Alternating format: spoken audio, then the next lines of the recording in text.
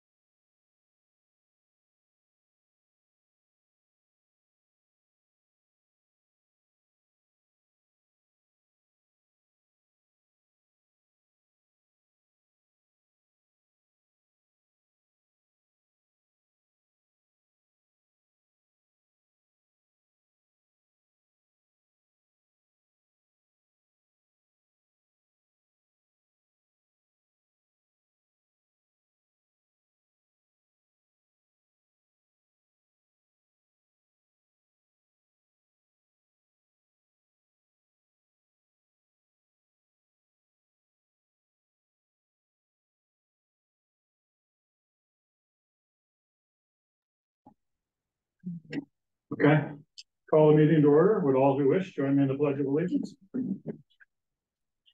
I pledge allegiance to the flag of the United States of America and to the republic for which it stands, one nation, under God, indivisible, with liberty and justice for all.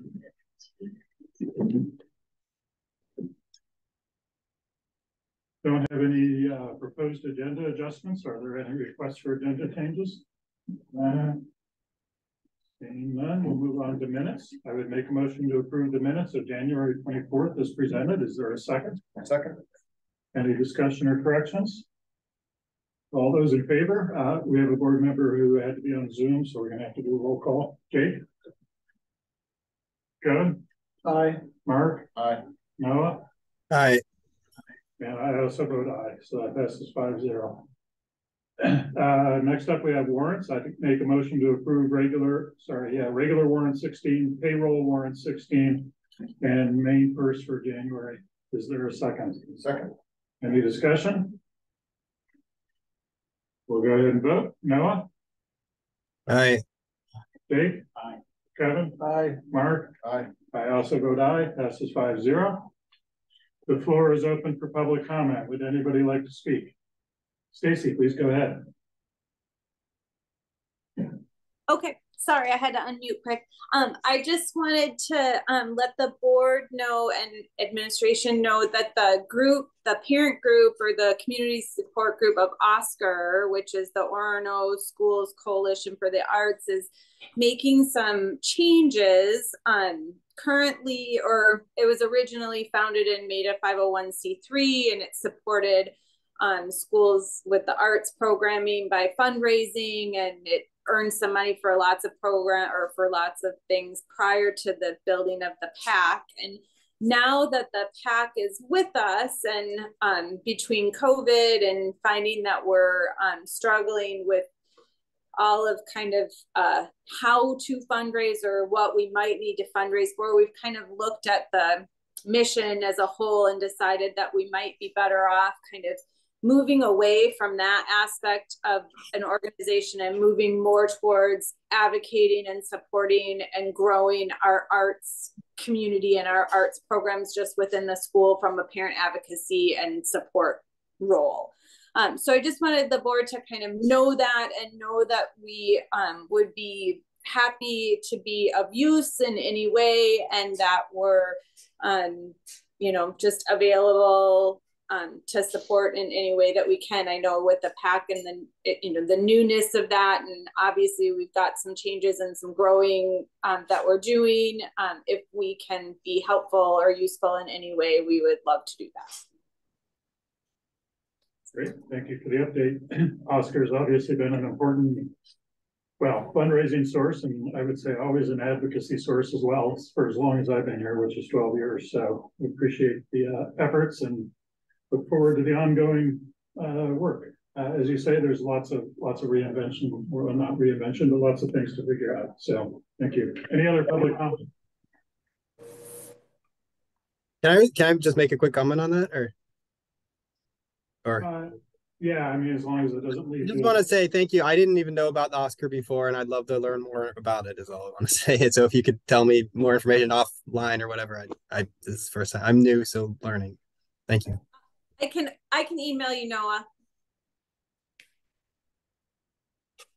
Great. Any other public comment? Okay, we'll move on to acknowledgements. Jake? Thank you.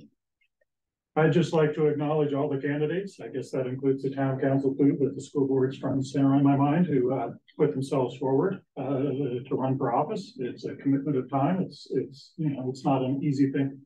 Just thinking about it, a small fraction of a percent of people who live in Orono ever put their names forward. Although I bet 95% of people who live in Orono have complaints at some point in time. So just would like to appreciate everybody who put their names forward. And yeah, and that includes Britt, who stepped back, as well as the other candidates. And yeah, I thought the candidates represented the schools and what's happening in the schools very positively and very well. So thank you. Kevin? Thanks. Glad we started. Mark? Nothing from me, thank you. Sorry, Noah? I'm good, thanks. Meredith? I have nothing. Okay. Starting with reports, principal reports. Carrie, you want to go first? Absolutely. Good evening, everyone. It feels like, wow, where has the time gone? January has flown by and February just crept right up on us. I feel like a lot has been going on. Very excitedly, lots of things that haven't been able to happen in recent years. So show choir is off to a great start. Mrs. Neville has been practicing with grades 3, 4, and 5 this year. So lots of excited kiddos who will certainly look forward to their opportunity to perform in the pack. And they will have their performance in the month of March. So be on the lookout for that date. Let's see. What else has been going on? Our Sunshine Club at ASA, which is a staff group that has been putting together activities to help the staff come back together and connect in different ways. So they have had quite a few different activities going on. Recently, we had a paint and snack where Eliza Ford, our art teacher, led them through some painting activities, and they created some, oh, let me catch my breath. I'm talking too fast tonight. Where they created some beautiful paintings of winter scenes with cardinals. And I added that picture into my board report so you can see some happy ASA staff involved in that. This week, actually, they had a coffee and conversation on Monday morning. And then tomorrow afternoon, they're going to be playing shuffleboard with Mr. Butler. So I'm kind of excited for that one because I don't know how to play shuffleboard. So I might actually take the opportunity to learn. So lots of good stuff in terms of staff collegiality and staff morale going on. That's it. The PTO, I'll just add 2 more quick things. The PTO has launched a readathon with the theme Read Your Heart Out. They are hoping to raise money for this year's memory books. So far, they have raised $700, which is pretty exciting. They're hoping to reach a total of $4,500. And if they get halfway to their goal, Mr. Butler has offered to take a pie in the face for the enjoyment of ASA students. So that's another exciting activity. And then the staff at ASA are looking forward to doing some work with Wabanaki Studies tomorrow afternoon, led by Susan, which we're all excited for, as well as we're continuing our work to develop our understanding of the science of reading. And we're looking to put together a team of teachers that will attend the Massachusetts Association of Reading Literacy Conference in April. So we're very excited about that opportunity as well. 2 of the main themes for that conference actually fits very well with our current district initiatives, one being a DEI thread, and then the second being the science of reading thread. So we're looking forward to putting together that group to attend that conference. So I will end there and let someone else take over. Great, thank you. Any questions? The important question, does Mr. Butler get to pick the flavor of the pie or the students? Oh, that's a great question, Brian. I'll have to ask the PTO. Anything else? Those paintings look really good. Oh, didn't they do a great job? I kind of like the picture of Bob Ross in the background. Oh, didn't notice that. Oh, yeah. Very observant. That's great. Great, Yeah, yeah, been- pictures and been reports. a lot of fun. Yeah. Richard. Good evening, everyone. Nice job, Carrie. It sounded like a lot of fun down there at ASA with the pie, especially. That's like fun. So I'm going to start my report with tomorrow afternoon. Our professional development is focused around the sexual abuse awareness and prevention training for OMS staff tomorrow afternoon. So many thanks to Susan for helping us to organize that. And so the majority of our staff, that's what we'll be doing tomorrow afternoon. And the rest of my report focuses on is really student-centered this time of year. And February is a busy time in middle school as we wrap up a lot of end-of-season athletics, but also other competitions, academic competitions, and different things. So it's a busy time of year the next couple of weeks. And so I wanted to start with today after school, we had our Riot Cookery group down in Mr. Van Dolman's room making Valentine's kind of cupcakes after school with that group. That was a lot of fun this afternoon. This past weekend, our B boys and girls played in the Penobscot Valley Middle League B tournament in Glenburn. And that was on a very cold Saturday, I might add. And our B boys won the sportsmanship banner. And our B girls came back and lost by 2 points in the tournament game. But what a comeback. It was the most exciting game of the day for our B girls. So it was a great way to wrap up our B season. And the A tournaments are this coming weekend at Hamden Academy. Chess played in their end of the season tournament, although our chess team is going on to states. They did not they finished, I believe, in third place in the Penobscot Valley Middle League tournament on Saturday. That was also in Glenburn. We're going through our spelling bee, our school level spelling bee currently, and that's also in preparation for the League B coming up on the 28th. Our 8th graders are engaged. They met with high school guidance counselors already and to begin talking about high school transition activities, and Step Up Day is on the 13th. I think that's on Monday, coming right up. I included in my report, I'm very proud of some academic accomplishments. Some of our students had their writing published in the Telling Room, which is a Portland-based writing center. And Ms. Quirk organized this endeavor, and but it turned out our students' collections were so well received that they dedicated a web page called the Orono Collection. I included links on the report. Some good writing there by our students.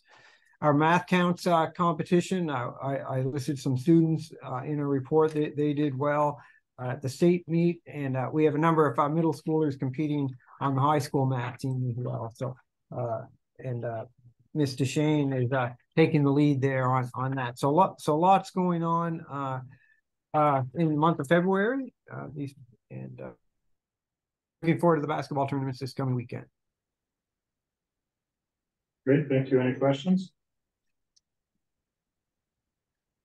All right, on to the high school. I guess Sam's on duty at the basketball game, so you probably have it all, Meredith. Sam is on duty at the basketball game. This is the season for, finding ways to cover all of the incredible things that are happening here. So tonight we have the girls playing Old Town. Tomorrow night we have the boys playing Old Town. This weekend we have our regional track meet. Lots of awesome stuff on the athletic front. And it's just really great to have everybody back together and concessions in the stands. And, it is feeling a little bit like life felt before. In addition to all of that excitement, we also had our NHS inductions this month. Thank you to Shauna for organizing that. I've seen NHS inductions in a lot of different schools, and the way that Shauna Goodall organizes the induction at NHS is truly exceptional. And it was an absolute, just fantastic experience to have a space worthy of the event, finally. No more induction on Zoom. We also have Maya Boynton, who's going to be competing at the track meet this weekend, but she is proceeding on to nationals for race walking. So another national competitor in the ranks of OHS. And alongside her, of course, is Ruth White, who for the second year in a row was chosen as the Gatorade Cross Country Runner of the Year. Having an athlete chosen for that honor 2 years in a row is truly exceptional. But we all know that Ruth is exceptional. And while that's what our students are doing, we have faculty working on a number of big initiatives right now, 2 of which are Step Up Day and course registration for next year. This year, we're going to have Step Up Day on Monday, the 13th, that Monday right before our February vacation. And we are prepared to welcome 178th graders to the high school for, it's going to be roughly 3 hours with us. They'll arrive at about 9:45 and leave at 1:45. And the Step Up Committee has put together a really fantastic trajectory of events for them, including a presentation in the PAC that will begin with our new Wabanaki Language and Culture Club drumming for students. And then we will have following the welcome assembly, we have a panel where 8th graders are going to get to ask questions of current students. We have other musical presentations prepared for them, and then finally a tour and a co-curricular fair where they get to see what it's like to or what the options are at OHS outside of the classroom. And that is this day is a lift that is made possible not by just the commitment of the Step Up Day Committee, but also by all of the students who are going to be involved. So deep thanks to all of those folks. Recently, we also had our our OHS Hall of Fame induction. Thank you to Mike Archer for organizing that. We have, I apologize. This is usually Sam and I divide this, right? And so doing all of these different things together is throwing me off pace. But we on the instructional front, SSP work continues here. Advisors are working with their advisees in groups to complete the mid-year reflections that were developed in part with the SSP subcommittee on the equity leadership team. And the focus really is on, capturing that wide view for students. What are my goals into the future, and how are the choices that I'm making today going to contribute to those? We are going to be sharing the course registration booklet with students on March 1st. So that is when course registration will begin in earnest. And the way that we have articulated that with folks in the building this year and how we imagine students being supported are both the school counselors holding that view of what are the credit requirements and how are you mapping your path to meeting them. Content area teachers advising about specific choices, based on how I've come to know you as a student and as a worker. Here are some options for you next year that seem well suited. And then simultaneously, the advisor working with students year after year to develop a 4-year experience that is going to help students actualize the goals that they have for themselves. So on that front, we have teachers beginning to have those conversations with students. Advisors are having those conversations. Students are working through their self-reflections, and then registration will begin on March 1st. Thank you to Susan Smith and Meredith for helping us develop a list of potential new courses for next year that are intended to help address some of the opportunities that we see in what our students know and know how to do, and what it is they say they want to know and know how to do, and finding a course map that will allow them to do that. So we'll be bringing those to curriculum committee this week, and then those will be accounted for depending on the curriculum committee's receipt of those they will be included in our March 1st release of the course catalog. And finally, there's a lot of professional development happening here. We had the day and a half in January that gave us an opportunity to do some deep curriculum work in math and health, which is ongoing. We have English 9 portfolios that we piloted this year that allowed students who wanted a chance to accelerate to submit portfolios for review at the end of the semester. And subsequent to the reading of those, potentially advance directly into expository writing and bypassing that second semester of English 9. That was a really, really positive experience for our English department. We had a representative from Mabel Wadsworth give a presentation to faculty on LGBTQ 101 and Sex Ed for All. That was also really well received. And a lot of this is a credit to the awesome work of Susan Smith. So thank you, Susan, for supporting all of that. And that concludes my report for tonight. Thank you. Any questions? I had a quick question for Richard, but like I can't get the links to work on that document. I don't know if in the future we can figure out how to get them to work. That's all. Oh, okay. I think you might have a PDF of that document because in the Google Drive, like the links aren't, or maybe because I don't have edit access or something. I'm not sure, but yeah, I was trying to go through to see that stuff, but okay. I'll work with Rachel on that one. Great, thank you. Yeah, I noticed that too. It would be fun to just go see the newspaper and in the writing. But not urgent. Okay, we'll go ahead and move on to the superintendent's report. So to begin with, I'm going to share something that Sam shared with me today that's a nice follow-on to the report Meredith just gave.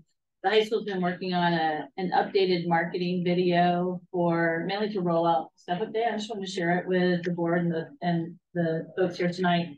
I will just add one caveat that this is the preliminary version until snow melts and they can get actual new pictures of people on the track, the new track. They don't have new track pictures enough though. But I wanted to show this to you because it was pretty exciting. Pretty fast. Oh, wait. Okay, so how do I do this? Rachel, how do I make it sound? But I'm muted. I don't want it to be like crazy. Oh, that's so weird. I don't know how this is going to work. I can try to unmute and see what happens, or is it going to be lots of feedback? I think if everybody's quiet, you hear it. Okay, so let me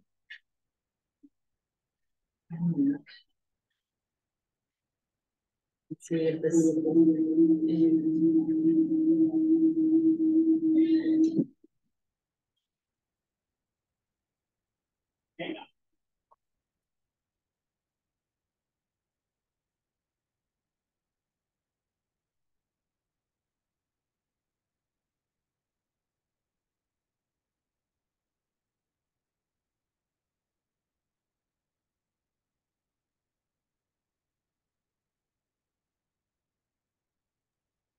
We have no audio.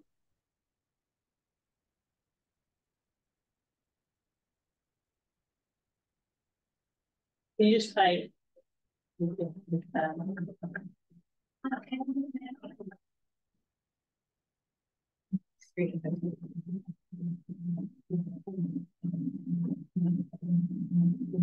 paste a link. You paste a link in chat. When it's done.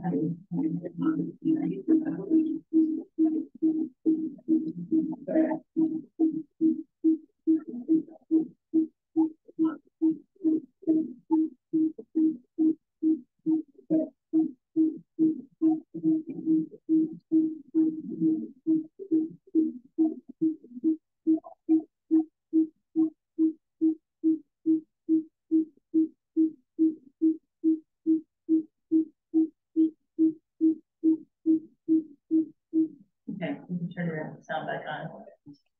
Turn it on. Yeah. So my apologies to people. We didn't know how to overcome feedback and all. So I'll put the link in the chat so you can watch it. It really was just music on the other end. You didn't miss anything. Everything that was the content you saw in the, visual representation. So just want to, acknowledge the work to update the video. I think it's really, something that, that students will connect with and families. I think it gives a good, nice overview of the offerings of the school. So well done. I will put that link in the chat after my report because I'm not going to try to do all that at once. So a couple of other items. We have I have a resignation to report. Maria Johnson, who taught part-time at the high school in ELA, resigned recently, and we are currently advertising to fill the long-term sub position for the remainder of this year, but also at the same time went ahead with the advertisement for next fall, just so candidates could see how one could lead into the other. So we're currently covering that with staff helping with making sure there's continuity of plans with, hopefully we have a consistent substitute right now, and then we're seeking them in terms of. Additionally, I just want to follow on last month, our last meeting, I reported the resignation of the PAC manager, the auditorium manager. We have put out that advertisement, plan on running that just a bit longer to see what we bring in, and then convene an interview committee to interview candidates. We do have someone currently helping to fill the role as, taking on extra responsibilities. Melissa Barton, who works in IT, is doing that for us, in addition to the role in IT, and is working to, get up to speed on the different systems there to be able to carry forward with, events and uses that we have planned for the space until we have a new PAC manager. So one thing I wanted to ask tonight is it would be helpful tonight to go ahead and get a board representative for the committee. So we got that figured out as I assemble the committee. Probably next week I'll start getting the committee lined up. So I don't have a time frame, unfortunately, because it just depends on the applicant pool. Like, we do have one application, so we'll probably go ahead with that application so that we don't lose a potential applicant by waiting. I was hoping to have, see if more came in before we started, but we'll probably definitely begin to get the committee organized this week. So, any interest? Yeah, I'm happy to do what I did before, but it would have to be Thursday afternoon or later. I'm also happy to step back and help somebody else if they want to. I don't have any arts background myself. That's not required for the role. No, I don't think anyone on the board has. You don't want to hear me sing that? Yeah. Have you seen the rest? Yeah. How much time commitment would that be, or? It depends on the applicant pool. It depends on the applicant pool. So I would expect several hours perhaps overall. So I'm happy to do it. Be back at the end of next week. Sounds like it at least intersects with the time frame we're looking at. right, yeah, I think that would. Brian, I hear you're volunteering to do it. Is that? Yeah. Unless you want to. I'm not trying No, to I mean, I kind of want to, but I'm pretty busy at the same time. So if you are volunteering and you have more background with the whole pack anyway, so. I mean, my background is mostly what I interviewed the last time around, so but that's fine. Well, it might be nice to have a backup plan for scheduling. So if you're both willing, we can see how folks schedules. Okay. Yeah, I could be backup. Yeah. Okay, that sounds like a plan. Perfect. So shifting right into the other two items listed, I wanted to spend some time before we talked about our preliminary budget discussion tonight to provide just a little more context that I think is helpful to have as we enter budget discussions around enrollment projections and capital improvement planning. So I put a couple of two document sets in the board folder. The first we'll talk through is the enrollment projections document. This is the document we look at several times a year. We looked at this in the fall to show you, where we were as of the October enrollment summary, enrollment count. And so what we've done is update where we are now. So this was as of the end of January. And then we are really just carrying forward numbers for most grades, for assuming, a consistent number of, we have, 43 students in kindergarten now. We're assuming we're going to carry that number or close to it into the next grade. So as you see on the ASA chart, really the only two grades that we have to project are for kindergarten and pre-K. We're at the point now where our enrollment study is feeling a little out of date for those grades. So I did go and pull the birth records because that's what they had based the previous kindergarten projection on. And we are actually pretty close to where they had just predicted that line might carry for next year. I think the next year there's a pretty big drop off coming according to the birth records. But for next year, it looks like that would be based on the birth records, the enrollment count. Now, some years we can track that the birth records are not reflective of what we have coming in through kindergarten. I mean, a lot happens with families in 5 years, right? People move away, other people move in. We have a pretty, I wouldn't say transient community, but we have community, change in families with university, especially impacting people coming and going.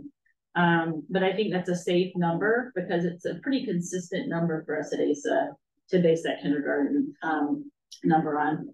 And pre-K, that feels pretty safe as well based on, overtime enrollment.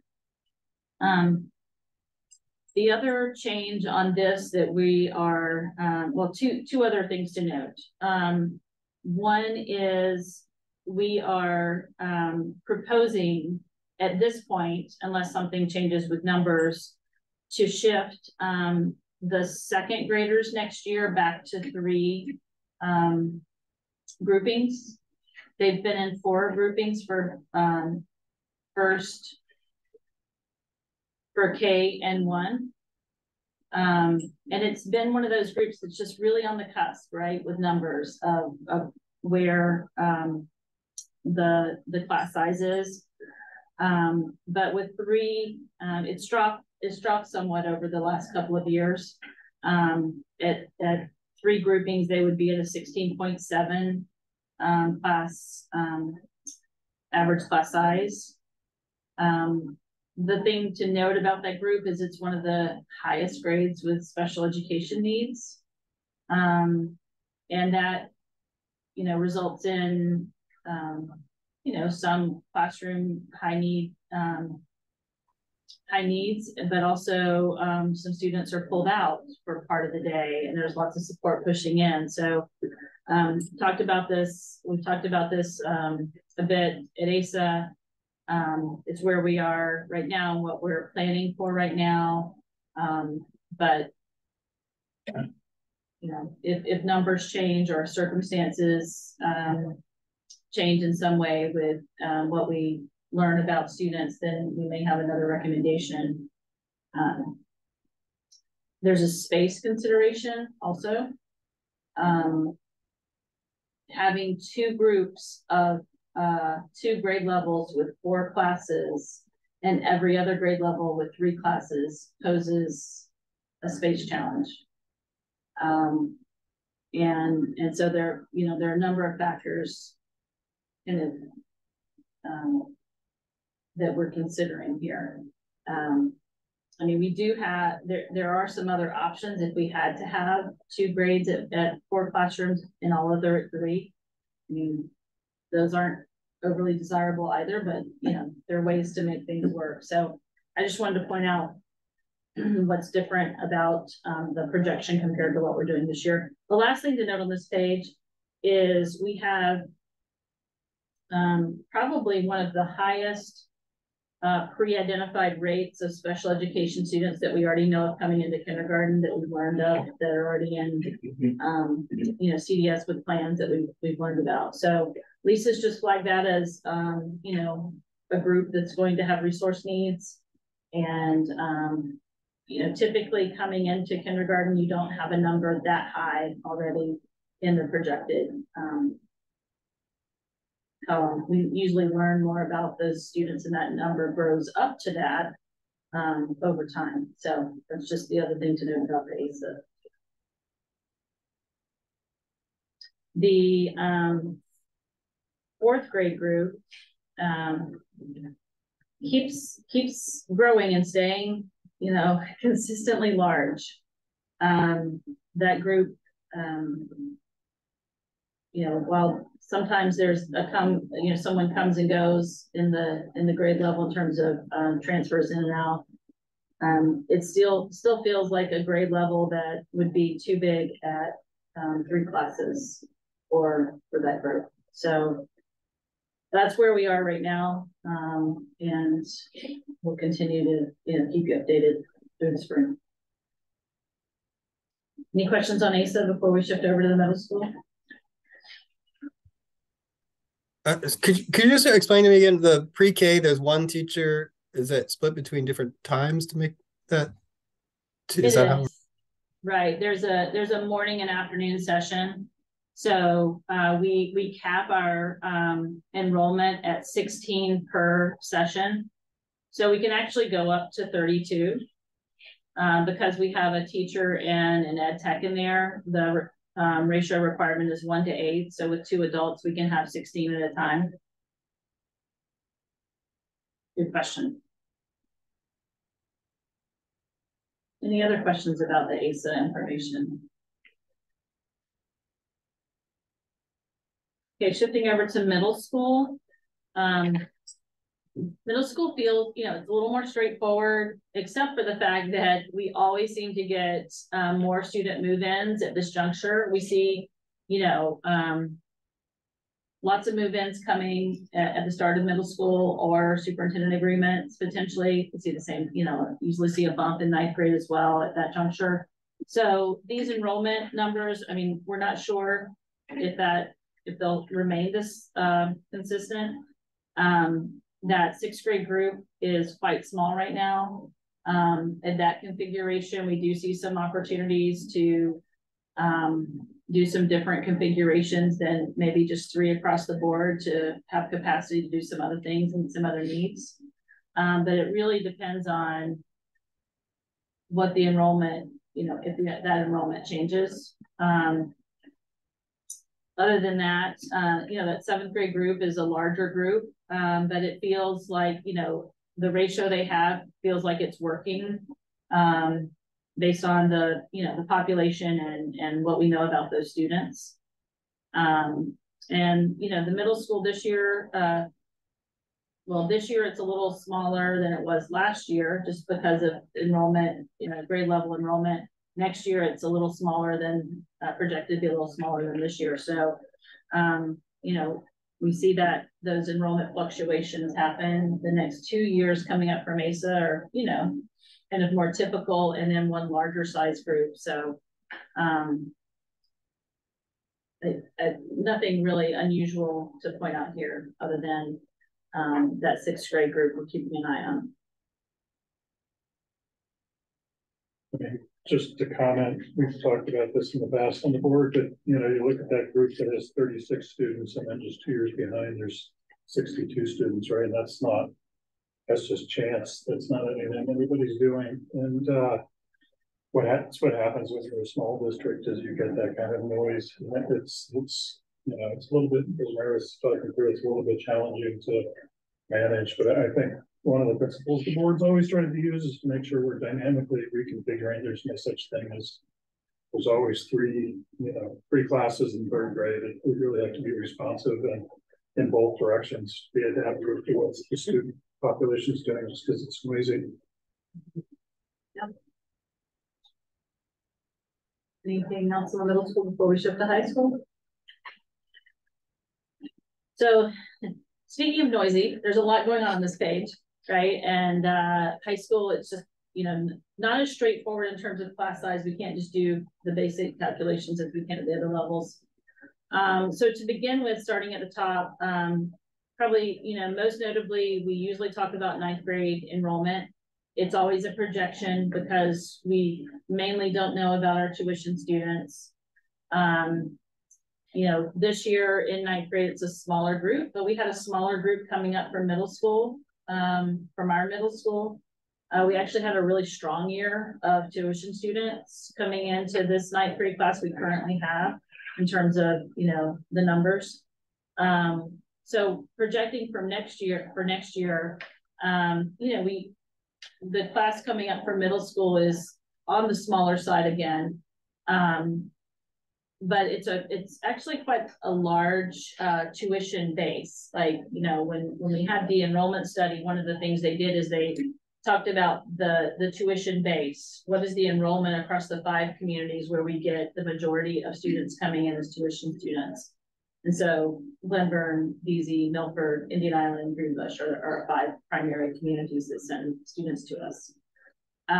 In the enrollment study, one of the things that they did at that time is look at, you know, historically, what on average are you getting from that base? And at that time, it was 26%.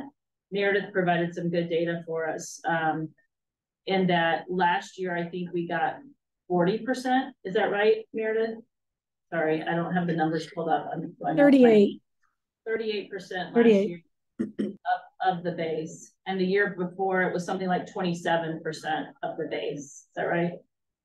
So, you know, I think 26 is a very conservative number lately. I think we've been ramping up our recruiting efforts the past few years to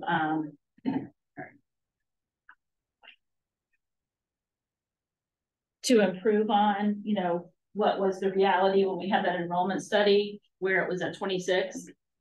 So all that's to say, though, it's really just a prediction at this point. I've been very conservative in this prediction. This is a assuming 31 students is a 26% figure. As Meredith and the guidance team learn more about what students are saying after they attend Step Up Day and hear from mainly the school counselors at the sending schools, usually help give us some indication of what kids are thinking. We can begin to hone that number more specifically. And usually we, you know, we do lock something in by early April when we're trying to, you know, have final kind of refinements on what we're going to put forward as a budget. And usually that's well timed with our deadline for students to submit their course registration materials. However, we know that the deadline is really not the deadline. You know, students continue to enroll throughout the summer. And often we see big changes over the summer. So we go on the best information we have at the time. So right now, that's what we're setting it based on that 26%. If you look at the class sizes, we do, you know, have shown you this in the past, like we looked at the same kind of 2 ways to look at class sizes in the fall, both looking at all of the sections and how they, how many sections we have at less than 10, how many between 10 and 19, etc. I would say, you know, it's not too different than what we showed you in the fall. For that data. And you know, down bottom, I didn't see anything that stood out to me as too different, except you know, some classes have, like health only has 2 sections, I think you said, Meredith, this spring.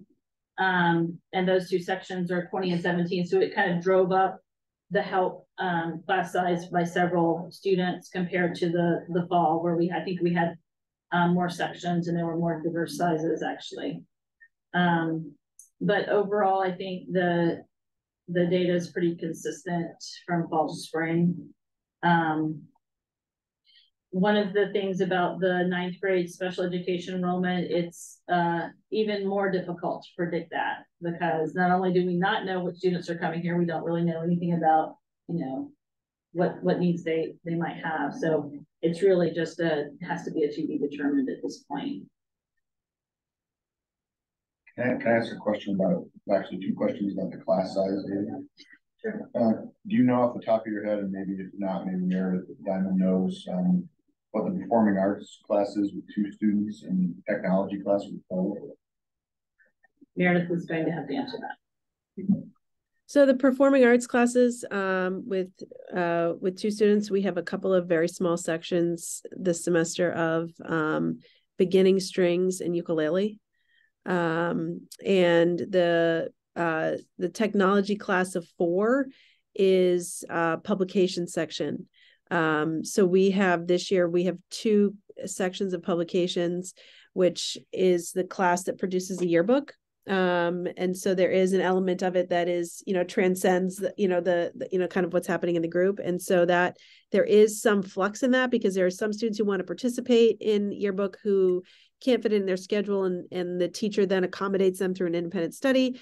And then there are students who offer participation outside of the context of grades. So that one is a little bit of an anomaly. That makes total sense. I would say that the performing arts class is section 2 is probably not sustainable, right? That number would have to go up, whereas I would think at some point something would need to be done.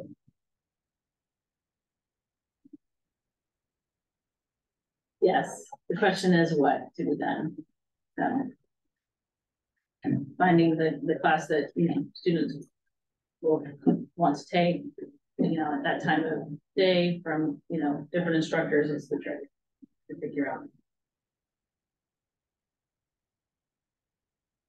Any other questions?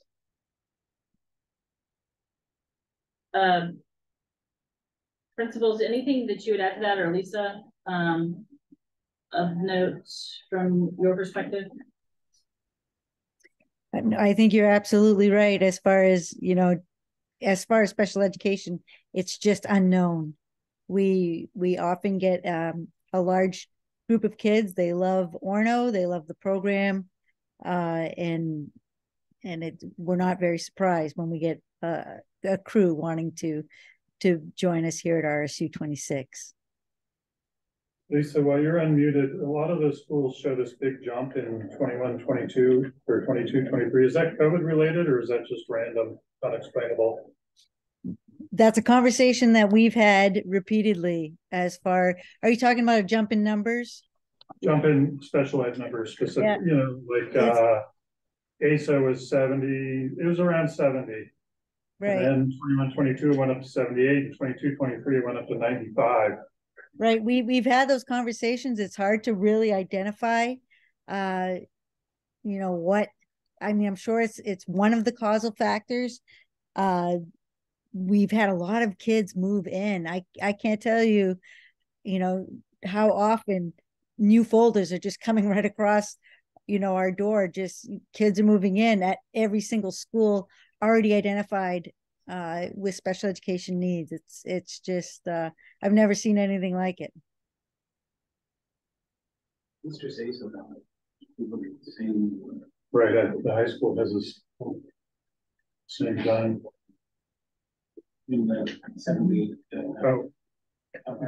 Yeah, and the bump from the 70 to the 90 is that group of, a big part of that is that group of incoming kindergarten students. We have 14 students that we know of right now coming in with IEPs, where typically it's 4. And there's some pretty significant needs. So it's definitely going to be a year. When you look at the grade 1, 2, 3 numbers this year, you know, compared to like the 4th and 5th grade numbers at ASA, I mean, you know, three really big groups right in a row in terms of special education numbers. It could be COVID, could be earlier identification. Yeah, it could be both. Yeah. Yeah. Right.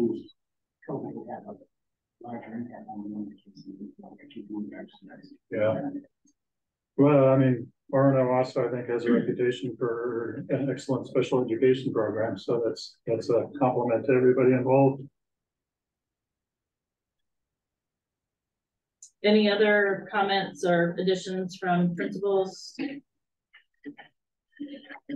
I can't add anything more than I think what's already been said, but I just wanted to reiterate, I think, we adjust and be flexible based on cohort size. So sometimes a large group is an easier time to instruct than a small group, based on a variety of factors, that some of which we've already noted. So I think being able to be flexible and responsive is important, and as we, and each cohort is unique, and understanding the makeup of that helps us plan ahead. Yeah, I wouldn't say that I have anything to add. I feel like I'm beginning to learn what enrollment looks like here in RSU 26, and I'm happy to be part of that and to think about how responsive the district is to the needs of the groups of students. So I think we have a good plan in place, and I'm excited to be part of it.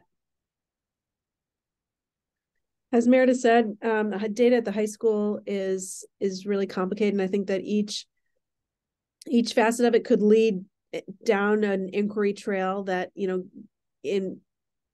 involves even more nuance. But one of the curiosities that I have this go around is looking at the juxtaposition of our time in study hall at this time last year versus time in study hall this year. Anecdotally, it feels just like a night and day comparison. But I am going to work on pulling that data to see, what our study hall minutes illustrate, given that, time, the less time kids are in study hall, the more time they're in classes. And, this time last year, we didn't have any classes really in that, or many classes in that realm of, 24, 25 students in a room. And we do this year. And I think that is due to students in part, taking more electives and being drawn to classes and enrolling in them. Another piece of data that I am curious about that I'm going to be working on is looking at the average discipline-specific credit accumulation of the graduating senior. Looking for places where students are exceeding our requirements, right? So on average, an OHS 12th grader graduates with how many PE credits, how many social studies credits, how many English credits, to try to get some insight into, where students are really digging in, because I think that may be a useful compass as we work on both staffing and course development. Great, thank you. So this is just important context for you as we talk about, budget, and talk about staffing, talk about other needs. So we'll refer back to this probably at several points during the budget process. So it might be one you want to keep in your folder for reference during budget discussions. Similarly, shifting to capital improvement plan, one of the things that Bill's been working on and we've been working to refine is an update of our capital improvement plan. We worked on a plan before we started our big construction project in 2020. And once that got underway, that project really was in effect put on hold. And then after 2 full years of being put on hold, we really realized that we just need to go back to the drawing board and pretty much start over with developing this plan at this point.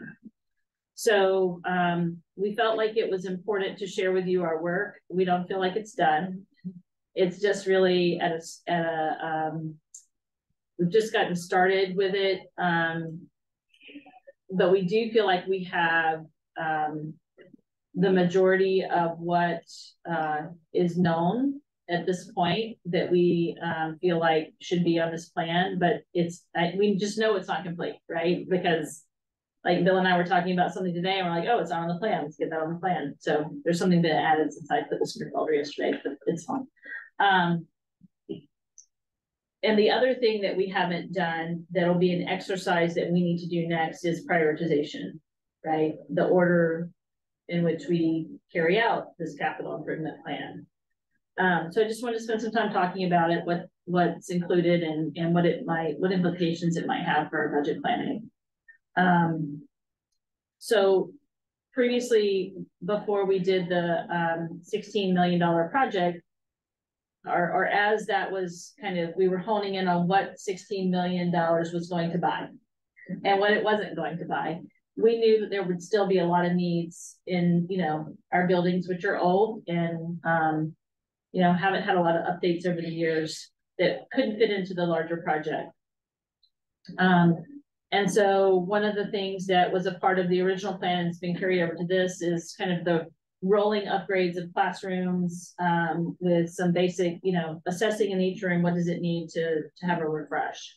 So this plan reflects doing that in ASA and the high school. We got to start at ASA and then stopped once the construction project started.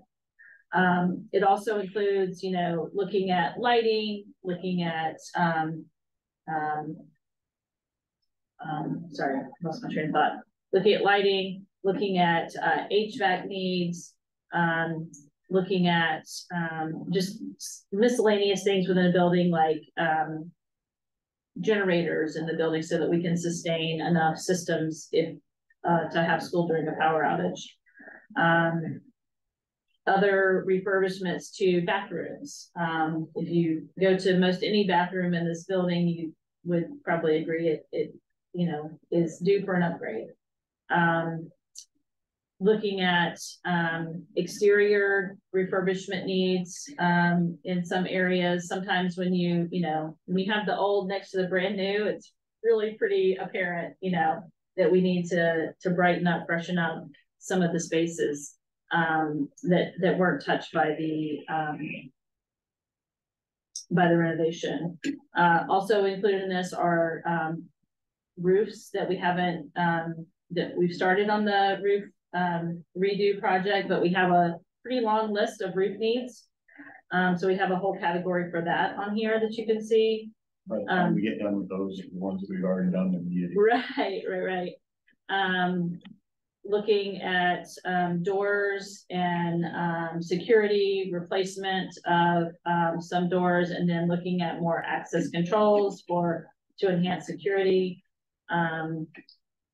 Also looking outside at the complex, the fields, some needs at some of the different fields around the rear of the high school here. We have some we took care of a lot of parking lot needs in the project, but we have a couple of areas that are pretty high need. Here, one is this road that comes right at Goodridge. If you've driven up it lately, you know what we're talking about. Lots of potholes in that road, and it's just, we're gonna patch it, but it's gonna need something else soon. And then the two projects we didn't get to in our self-managed list, this library project, and then the concession building out back, the restroom concession building. And then finally, I think I've covered everything else, is HVAC. We're doing, a portion of an HVAC upgrade down at ASA. There's another part of that project we can't fit in with our budget right now that we will need to come back and do. There's another area in this complex that we feel like we'll need an upgrade in the next 10 years. And then I guess the last thing was replenishing the gym floors was in the high school, but it's set aside here for OMS. What's not in here is anything other than a couple of critical areas we see at the middle school right now. We've taken the approach as a district that we are going to do what we have to do to, maintain a safe and workable facility, but go for a larger state-funded renovation project of that building. since the architect's advice at the time we had our study was that that school had the best chance of being funded. And when that opportunity comes around, we'll certainly submit to see where we are. And if we don't make the list or we're too far down to have hope, then we're going to have to examine our approach to OMS. Have you heard anything about when the money might possibly be? No. I haven't. I've actually asked. Yeah. I've gotten. Yeah. So all of these things right now, with, you know, some of these numbers are just estimates and some are based on hard quotes. But they're hard quotes if they're quotes if we did the work today. So, you know, there's that issue. And you see we're currently just over 5 million. Currently in the budget, we committed to funding $200,000 per year to our capital improvement plan. And that was divided up with, it's been our strategy for the past few years, $100,000 in our budget annually. And then we've put $100,000 from our unassigned fund balance over into our capital reserve. And that's where the $200,000 has come from. So if we were to keep that same approach, you can see how discouraging that might feel to actually accomplishing a meaningful part of this plan. So that's why, you know, we feel like it has budget implications for us to consider. You know, thinking about prioritization is another important exercise for us to go through to really decide, you know, how aggressive our funding really needs to be to accomplish what we need to accomplish on this list. I've listed out some of the projects that are planned from this list to be done this summer as part of our whole package that we talked about doing this summer, using a combination of what's left in bond, what's left in capital reserve right now, and what's coming up in budget next year. So we have, you know, a good amount that we plan on accomplishing this summer that will help, you know, begin to chip away at 5 million. But, you know, if this is a 10-year plan, it's going to take more aggressive funding of the plan. I'm going to stop talking and ask Bill and Brian if they would add anything to that. I mean, just to put a piece of context on, when I first got on the board, similar time to Mark and Jake a little earlier, but I remember moving capital improvements from 80,000 to 130,000, and feeling like that was a big deal on the buildings. The 80,000 was mostly just like maintaining sheds and anyway, and then, you know, a couple of years, I think maybe before Kevin and Nora were here, but fairly recent, we committed to 130 is really not going to do. We're going to have to do 200,000 a year, right? And you look at this and it's saying 500,000 a year. And so you want, you know, one of the things we heard when we went out to vote on the bond for the construction, it's, well, how did you guys let things get that bad, right? And the answer is, you know, you'll see in a minute, we're going to, inflation and the state are squeezing us, right? And so you put money into a building, you put money into a teacher. It's really tempting to put money into the teacher. And it's not just us, every district has this temptation, but you end up creating this hole. And, you know, I have no idea what the answer is. I don't know how we come up with, I know we can come up with 500,000 this year, but that's, at least we're being honest with ourselves that we're kicking the can down the road and setting up the board 15 years from now to go out to bond and have everybody say, well, how come the board didn't fund the buildings? So, yeah, I mean, I don't want to be doom and gloom, but to give you some context, I remember pretty clearly we went from 80 to 130, 130 to 200, and this was saying, you know what, the real number, and it's not that surprising, right? Our buildings, I don't know if the audit was the best way to evaluate our buildings. We have $20 million of buildings, right? So, as a guess, so 500,000 is 140 of 2.5%. 2.5% per year is a pretty minimal investment to maintain a building. So, on one hand, it's not surprising, and it's really important, I think, being honest and upfront about what's happening. But I don't know what the answer is either. And you're right, prioritization is part of it, but it's not like any of these things are, you you know, the library's on here, you can say, well, the library's a luxury, but it's been about 25, 30 years since the library has been touched. And library technology is an area that's changed a lot in 30 years. So there's no luxury items on here. No, we try to keep it pretty basic. Hate to scare you with a number, but I mean, it is what it is. And we got a long way to go, but like I said, we're just gonna have, like, Meredith covered it pretty well. One of the biggest things I have an issue with is electrical within the building. Every room needs more electrical outlets. We run into it. You just, with the years the schools were built, we didn't have a lot of electronics, didn't have a lot of things to plug in. Now, you know, everyone, as what I do now is we try to take a room at a time. I bring the electrician in, we put as many outlets as we can in for them so they can do their work.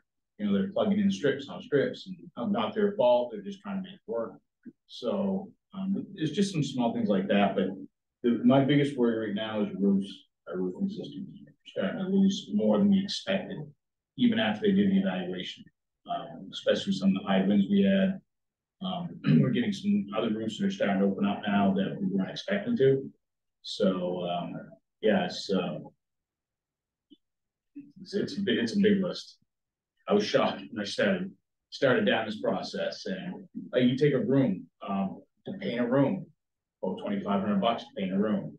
Well, another $4,000 to put lights in it, you know, and then you start electrical, but another $1,000 in electrical. That's a base refresh. So you've got almost, you know, 8-10 grand just doing those little things there per room. And not every room needs it. And not every, like, we got lights like this in some of our rooms that really need to come out and be replaced. So they've done a good job with some of the other areas they've done. We also would look at flooring. We went to a room, and some rooms there were portable walls that we need to, you know, make an actual wall. We also usually look at their furnishings when we're upgrading a room. You know, do you need new furnishings in the space? We made a lot of good headway with COVID relief money on upgrading some furnishings, but there are a lot of spaces that didn't get, you know, impacted by that this time. A couple things like alternative flooring. Like, you see this is what typically is in schools. The ongoing cost of this on maintenance for man hours and chemicals and everything. So try to look at maybe like maybe rip carpets up. In some rooms, maybe try to go to an alternative flooring that might be a little more upfront, but long term, a lot better off. So there's just a lot of things. I mean, one positive piece of news is probably the HVAC and the roofs could be funded through RSU. We have to wait a little bit of time because we've maxed out ASA and we're supposed to max out at the high school, but you know, in the 5-year time frame, that may be realistic. It's not everything on this list by a long shot, but it's not a small chunk. I would bet that if anything, the roofs are underrepresented. The roofs are probably going to come in bigger than I would be. Well, I think there are roofs that aren't on the list that will soon have to be added. And think about how many roofing surprises we've seen over the years, and it's going to continue to increase because of those changes in weather patterns, but also these things are getting older. So building off the context that Brian nicely supplied for the new guys. So there's been this increase in kind of putting together an annual amount of money that's being spent on capital improvement. And we have this list, and the list is too big. So is it the case that during the coming weeks and months, we're kind of picking things from the list that we feel are really important, like roofs, for example, and then figuring out ways to pay for them within the constraints we have? That's going to be the goal. I haven't been here during this part of the budget. I mean, I think there's two. Will come out from two sides. One is the budget side, which is we'll decide how much we're going to spend next year, right? And maybe that's not 200,000 looking at this list, but maybe, I don't know, maybe it's less than 200,000. We can look at in a minute, right? So that's one thing, and then the other thing, which we have not normally done as part of a budget, but is, I think, almost quickly for the spring, is a prioritization, right? Taking this list and breaking it out and saying, here's the things that really can happen in the next 2 years. Here's the things that, you know, room refreshes that we could spread them out evenly through the next 10 years, and here's how much that's going to.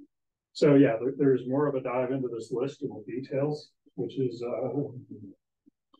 first time we've done it since I've been on board, which is like 8 years. And then there's how much are we gonna spend this year on the budget, but obviously, you know, we're getting increasingly proactive, I think. Instead of saying, oh, the roof went out this year, we have to put it into the budget, we're sitting there saying, what's it gonna look like for the next 10 years and how can we get ahead? When we first got here, there was no proactive element whatsoever. There was no list like this anymore. It was like, oh, we have buckets in the gym, I guess it's time to do the roof. Everything was purely reactionary. It's not fun for my piece. But So so I understood correctly though, if we were being proactive and like doing what needs to be done, you're saying like 500,000 a year is what we should be putting into this? Is that what I was hearing? To a first approximation, more details to be done, but yeah, to a first approximation. I mean, I think there's more study that has to be done, but if we just looked at what the way this is, you know, shaping up right now, that would be how we could accomplish it in 10 years. I do think we'll be able to get some state funds to help us with some things that, you know, tend to get funded through the state revolving renovation funds. That's what SREF stands for. But we, as Brian said, capped out, I think it's for 3 years. I was gonna say, I thought it was 3 months. 3 years, we've capped out at ASA now. We only have a very small amount left at the high school now, because we use SREF to help us with some of our construction projects. The middle school has potential, so the next time that comes out, if we could hold off the OMS gym roof until it, I don't know if we can, that would be my first choice to submit for an SREF application. Roofs rate well with SREF, ADA needs rate well, life safety rates well. Air quality. Yeah. So if we could capture some state funds, you know, I think there's, and how we end up prioritizing and this list, you know, maybe it's less than 500, but no less than 4, I would say, but it's hard to know. I mean, that's easy to project that, right? But it's difficult to get there. That's the thing. How are we going to get from 200,000 to 4 or 5? Right. Especially given, you know, what Brian and Meredith are going to discuss in a moment. I don't disagree that we need to do this. It's just hard to figure out how we get there. I mean, is there a reason we can't just aim for putting that much in the budget? All depends on what you want to tell your neighbors who are mad, right? I mean, taxpayers is the reason. That's our job, to find the right balance. But in principle, no. In practice, there's a constraint on the other side.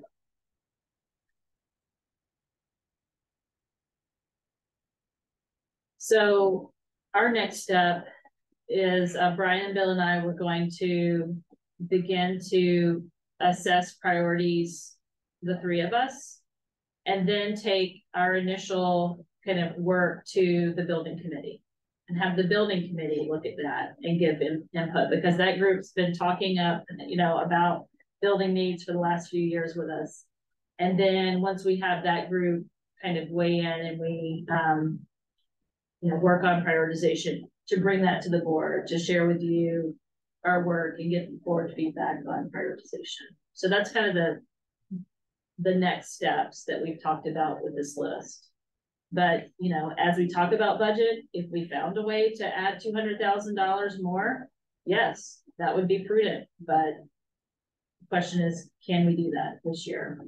And, you know, there's always, you know, a chance that something happens and we don't have any choice, right? Like if something happens to a roof and we have to move it up the list quickly, we have to move it up. It's part of why we build contingencies though into our budgets to deal with unanticipated emergencies.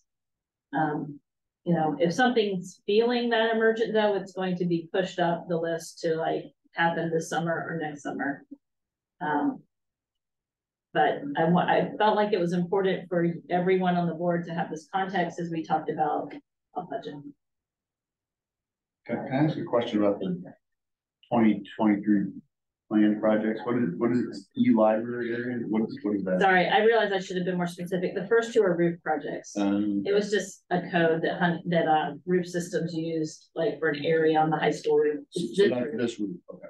This roof, and then at ASA, it's the 4th grade and library right back there in that corner. Is it all the way up to 5th grade?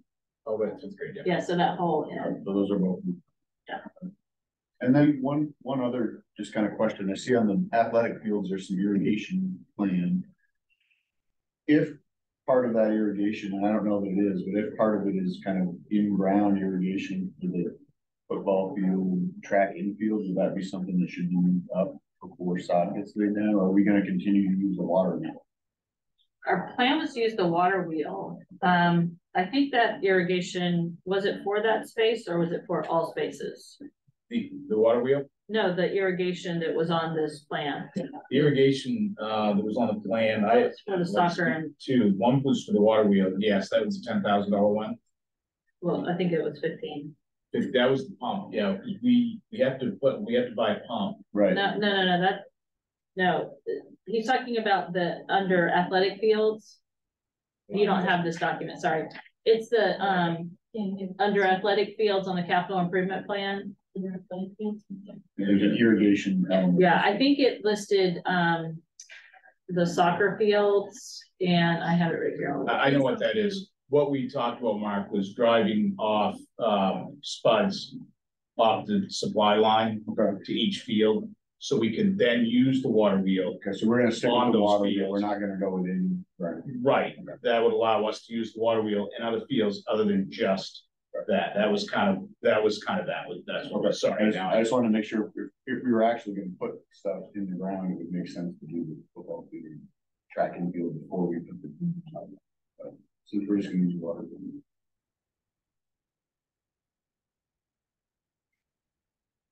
Any other questions about this? Yeah, short one. So when does it come back in terms of the timeline of you and Bill and Brian meeting and then going to the building committee? Now we're meeting in several weeks, I think. It'll probably be March. Okay. Before we could bring it back here. That's fine. Might be a little later. I was thinking if we're going to schedule a building committee, it's probably end of March. Yeah, it's probably end of March because it might take a couple of building committee meetings. Understandable. I guess one more question on what I was asking about, like just putting down the 500,000. I mean, I hear you saying that like we don't want to anger the taxpayers, but is the alternative? What I hear you saying is the alternative is angering them in 10 years when we have no choice with a big thing, right? Versus like poking them a little bit each year. I mean, like, right? No, I mean, it's a valid point, right? We're in the hot seat. It's our job to make a decision for every taxpayer of what should be done for the schools in a fiscally prudent way, right? Trading off long-term and short-term, and the fact that everybody has a limited pocketbook, and then communicating and explaining and selling the decision we make, right? We're in politically elected offices, and those are the kinds of political processes that we're engaged in. So no, I mean, that is the conversation. You're right. I guess to that end, for those of us who are a little newer, where's a good place to go to say, I've heard people in here talk about, you've been very careful with the budget, it hasn't kept up with inflation, and you really kind of kept it tame given the rise in costs before COVID. And then information about how many taxpayers there are in Orono and how is that tax burden distributed, and thinking about the impact of a hypothetical tax increase and how that hits different people in different places. These are things I don't know. So where would you send me? So just to recap quickly, that whatever we spend over and above is going to come from property taxes, right? Which is a regressive tax, right? So what's regressive mean? Regressive means it hits people with less income harder than people with more income, right? It hits the poor harder, except it doesn't, well, you can debate how much it hits renters because it's usually indirect and a couple of years down the road. But generally, it's widely recognized that if the three tax bases are named, income tax, sales tax, and property tax, income is the most progressive. right? Taxing the rich the most, sales taxes, intermediate, and property taxes, which is the only level we have. Means income tax is not terribly progressive. Yeah, that's The way it's designed, it's more progressive than the other two, but compared to other state income taxes, it's not terribly progressive. yeah, but property taxes, I think everybody would agree, is the most regressive, least progressive. And that's what we have as property taxes. $500,000, just so people know, is about 1 mil on your tax. Right, so if you have a average home in Orono, this was before the last couple of years of price increases, was 170,000. Live here for a couple of years, you get your $20,000 exemption. So 1 mil is $150,000. Right, so to raise that 500,000, you're talking about $150 on every person, every homeowner in Orono. Wait, On average. on average, right. Right, somebody who owns a $500,000 house is gonna pay more, somebody, I don't think there are many $70,000. I'm pretty sure. No, I know. I'm been sure looking for some years. 170,000 is no longer the median house price anymore. No. But it was a few years ago. No one's living in it, there is. Yeah. Okay. So, but I mean, that gives you a sense of how that translates, right? And it's pretty, it's whatever we vote, it's not like people can opt out of the taxes. It's a universally applied tax, and it's the group that I always think about the most, and this is stereotypical, but it's just true. People who are on fixed income, right? They might own a pretty nice house, but they're retired and living on Social Security. They don't have their tax increases planned in. The last time we were looking, There will be state increasing. Right? That's right. The state, that's the flip If side. the state can maintain that bill, which I don't think they have any clue how big that's going to be. Yeah. Right, but it just in the sense of those of us who are new at this, trying to learn how the numbers impact people. So this is some helpful information, Brian, you're providing. And I mean, where did you get all this? Is there a place that a citizen of Orono can go and say, I would like to learn more about taxes for the past 10 years and school budgets? Is there a bucket of papers or a spreadsheet that's sitting in your lap? Yeah. It's the only place in the town that exists, because the town doesn't make that information available. I have a document I can share with you. That's coming. Thank you. Yeah, Brian created a lot of documents like that when we were working on our bonds. Organic infrastructure. Yeah. That's disconcerting. If you get hit by a bus or something, there goes all the. Don't worry about me. Don't worry about my laptop. Or my laptop, because it's there. But yeah. We might be able to find. And the alternative way of like waiting until there's a big emergency and taking out, I don't even understand the process, taking out a bond like to pay for a big thing, that money comes, it isn't property taxes in that case, or? No, bond is really just about whether we spend a bunch of money at once and pay it. It's just like a mortgage on your house. You get a big lump sum up front and you pay it out over 10, 15, 20 years with interest. We get a better interest rate than a home buyer does, but our interest rate's gone up just like home buyer interest rates have gone up. So it's really like taking out a mortgage, except it's not attached to a house. It's attached to the faith and credit of RSU 26. So unless we get state funds, everything we get comes one way or another from property taxes, unless we get state funding or some kind of a donation. I mean, there's a healthy chunk of high school tuition, but that's not something we control. But everything else, when we talk about increasing expenses, we can't make 20 more as Meredith was just starting to say, we can't make 20 more high school students come to Orono to pay for our property, So yeah, everything's property taxes, whether we spread it out through a bond and right? I mean, you could imagine taking out a bond and, a bond for $5 million, knocking off this whole list next year, giving the village a massive headache because it would be impossible to manage that much work. But that's a theoretical alternative, is we could take out $5 million up front on a bond. And to take a bond, we have to get the taxpayers to vote for it, separate from our budget. They have to approve any borrowing on a bond. And then we would have to, Meredith and I have been through this, we'd have to sell the bond and work with the bond salesperson. And I don't think we can sell that to the community. Yeah, to me, it's a non-starter. We kind of made a big pitch and a sale, and I think coming back this quickly, It's only 4 or 5 years later. We haven't even finished purchasing, selling all the bonds we have to sell.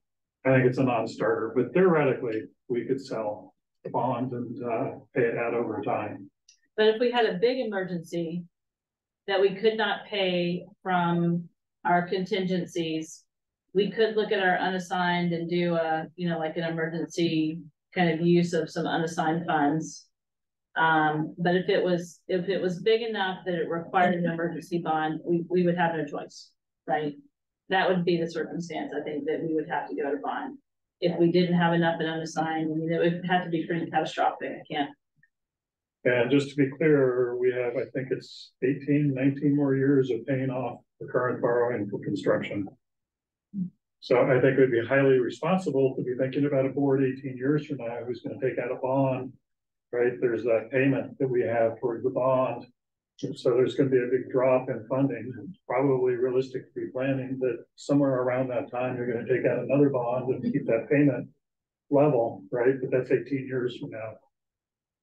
I think for me, I think the way to proceed is, at least initially, is kind of the way that Bill and Meredith and Brian have laid out, is we get this, you know, Bill's done a pretty good job here of getting us kind of we know it's not complete, but assessment of what the needs are right now and a dollar figure right now. And then they're going to initiate the process of prioritizing those needs, and building committee will weigh in, we'll get a chance to weigh in. And then, you know, maybe for the next year or 2 years, see if there's a way that we can cover an increase, maybe not, you know, $300,000 a year increase in capital spending, but maybe an increase, chip away a little bit more, and use that time to really fully investigate the possibility of additional state funding. And if that looks like it's going to become a reality, then that helps us out and prevents maybe some harder decisions. And if the outcome of investigating additional state funding is, well, that's looking unlikely, then we have to really sit down and decide what are we going to do, all keeping in mind that there could be some things that force themselves onto the agenda. Like, you know, a roof failure is a roof failure, and we can't do anything about that. We have to deal with it. So, I mean, again, I'm not trying to short circuit the process. I think what has been outlined here for us tonight is a good place to start.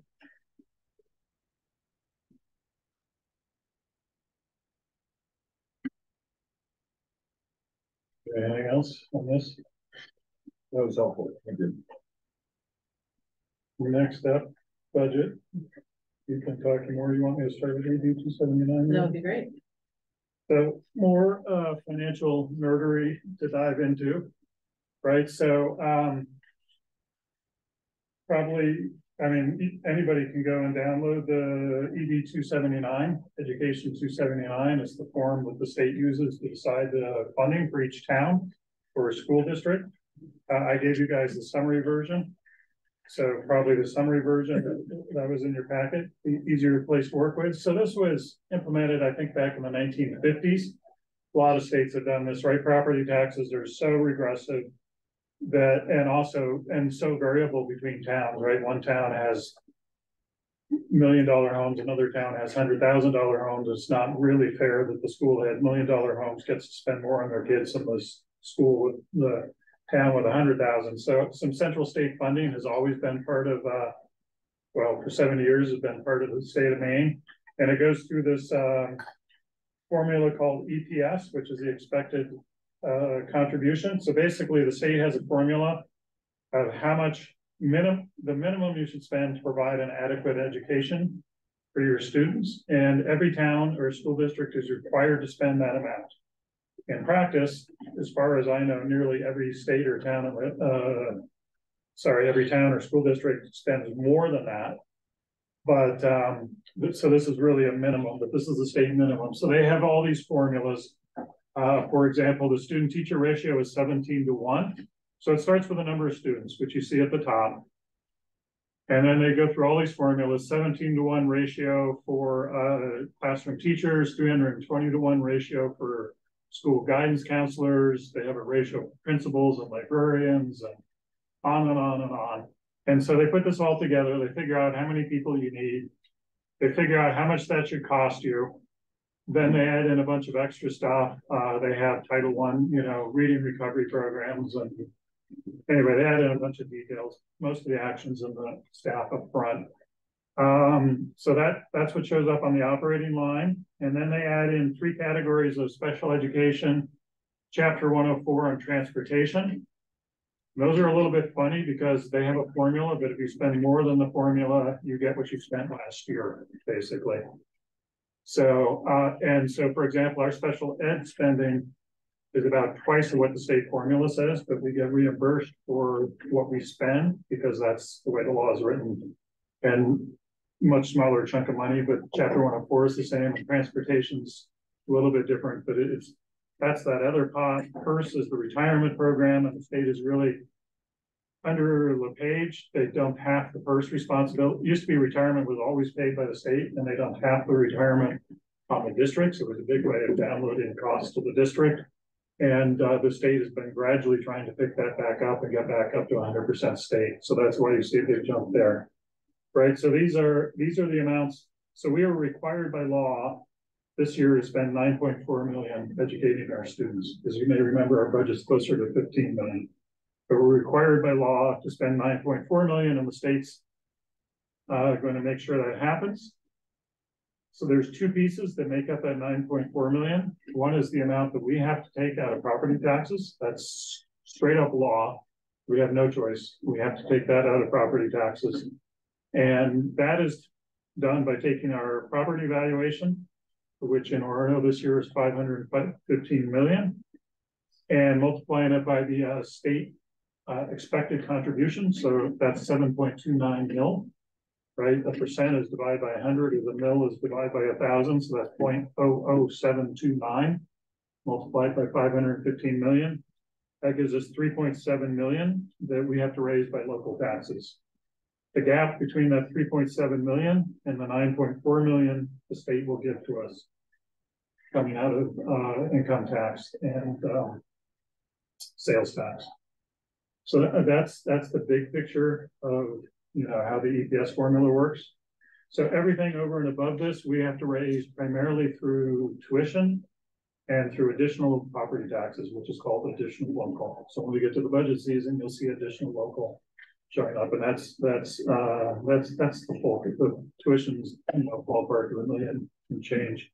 Additional locals, 3-4 million, that makes up most of that $15 million gap. So the property taxes have the required local and the additional local. Those are the 2 pieces that make up your tax bill. And you could take that number, 3.7 million plus 4 million gives us rounded off to 8 million. Divide that by 500,000, and that's how many mil the school district is responsible for. Right, so that's just a quick recap for new board members or people who haven't seen. That's the state financial formulas.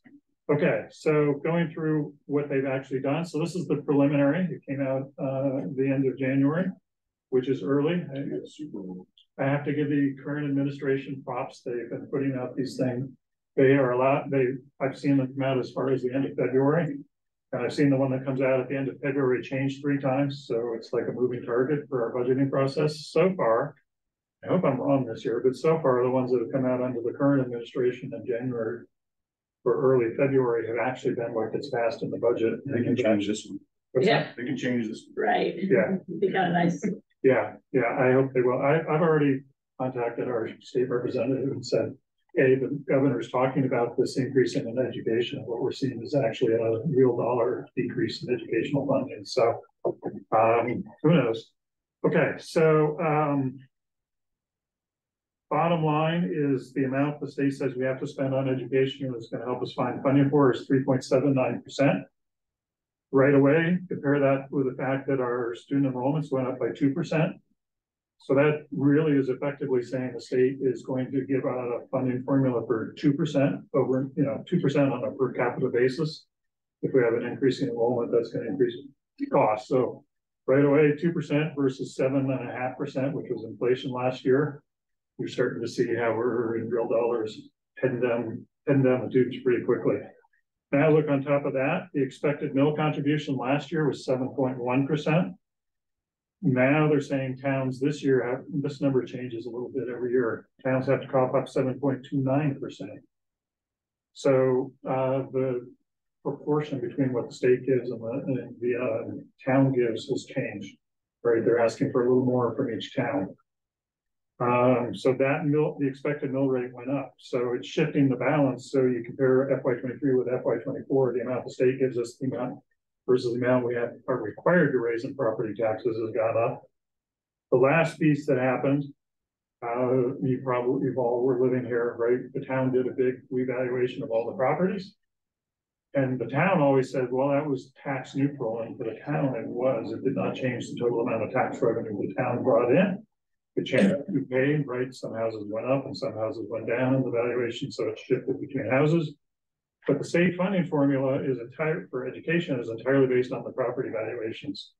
And it's a 3-year average that it rolls in. So this is the first year of seeing that big property valuation jump from about 430 to about 520. So there's a $120 million jump in how much we declared the properties in Orono are worth. And over the long term, we're going to pay 7.2 mil of that 120 million as property taxes instead of state funding. This is the first of 3 years where that rolling average of property valuations kicks in. So going down to the expected local increase. So the expected local contribution, the tax that we're supposed to raise through property taxes, went up 8%, 265,000. And so some of that was because of the increase in funding, but most of that because of that mill rate increase. So that 265,000, 167,000 is because the state raised the mill increase, and 93,000 is because of what Orono did to ourselves, what we valued all the properties and saying everything costs more. So that's the net. But the bottom line is they've already built in a property tax increase just on the expected local. Imagine the imaginary scenario, especially in a high inflation year where our costs go up $0. Even if our costs go up $0 just by this fact, we're already going to have to raise 265,000 more in property taxes, which is $500,000. Right? So that $500,000 is a starting point just from the state funding formula. Another way to think about it is relative to inflation, relative to the number of students, relative to our property taxes, we've lost $500,000 before we even start on the expense side. I'll stop there and then Meredith will talk about the expense side. Any questions on the revenue state funding side? So unless we cut $500,000 in expenses compared to last year, leaving inflation and student enrollments and everything else aside, property taxes are going up $500,000. Well, they're not actually going up $500,000 though, right? Like if it's based on percentage of property value, it's that the properties are worth more, right? So in theory, normally, we're paying, people are paying more, but it's still as a percentage of what they're valued at because the town raised what they think they're valued at, right? Normal year to year, I'm a big proponent of that argument. If you had a $170,000 house and normal cost of housing, it went up to 175. I agree, we shouldn't be holding people harmless from that. But this year it was a paper exercise where the town had not done evaluation in 10 years, and then they just decided. You'd have to ask the town why they decided. I have my version, but they just decided to do a revaluation that increased the value, right? So everybody's home jumped not based on actual real estate market and the amount you could sell your home for. It jumped because the town just did a paper exercise and said, what used to be a $100,000 home, it went up by 20%. What used to be a $200,000 home is now a $240,000 home. And that was not based on market or anything else. That was based on a paper exercise. In fact, they hadn't done evaluation for 10 years. So that's a little bit more of catching people. And anyway, that's only 93,000 of the 265. A lot of more of it's on the state than the town, right? The bigger piece is what the state's done. So I don't know, maybe there's districts out there who love their ED 279s, but I'm not sure how they're selling this as an education friendly budget because we haven't even talked about inflation and its effects on costs. And we're already $500,000 down, and most of that $500,000 is the state. 100,000, that's 0.2 mil, is due to the property value revaluation, which was a paper exercise, not a true increase in home values. Anything else on the funding side before we get to the cost side?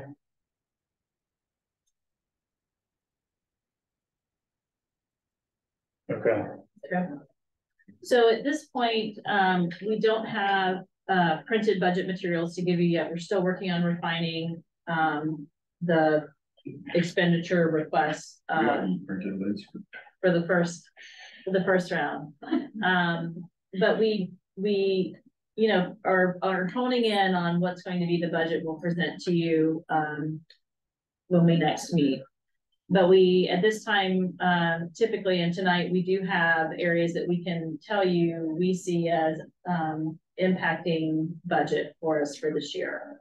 Some of them are not unexpected at all, and others, you know, maybe just saying them all together helps us kind of make sense of what's coming.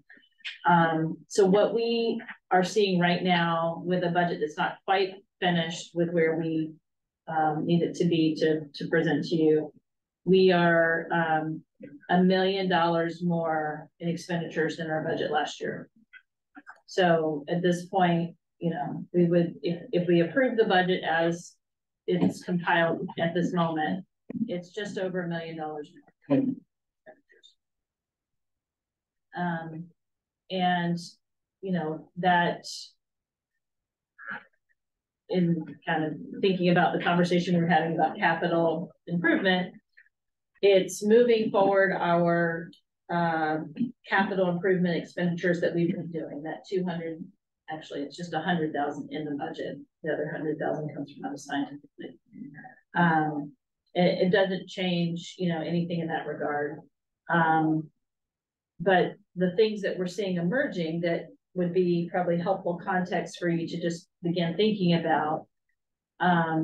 First, we're seeing an impact from ESSER going away. You know, our last ESSER money will be finished up this summer as we do the HVAC project, and we're finishing up this year on some personnel costs. So we've assessed those positions and talked internally about what we feel like we want to try to retain from what's left in ESSER at this point. And we're recommending that we move 3 positions that are still in ESSER. Currently there are 4 positions in ESSER, 3 into the budget, and add some summer school programming that's been in ESSER to be able to sustain that at the middle and high school. You know, the ESSER funding cliff is something that we tried to be strategic about not having a big impact this next year. I think, you know, we've done reasonably well with that to consider how to gradually move things that we wanted to keep into budget. We did that the last couple of years, first with the nurse assistant, then with the tech assistant. We did that the last couple of years. So that's something that's impacting this budget. Lisa and we talked about special education program needs ever expanding, it seems. Those costs continue, the needs continue to grow, the costs continue to go up. That's been a theme for the last several years of what we're seeing. We have energy cost increases. Last year, we approached that issue with funding more money into our fuel stabilization reserve.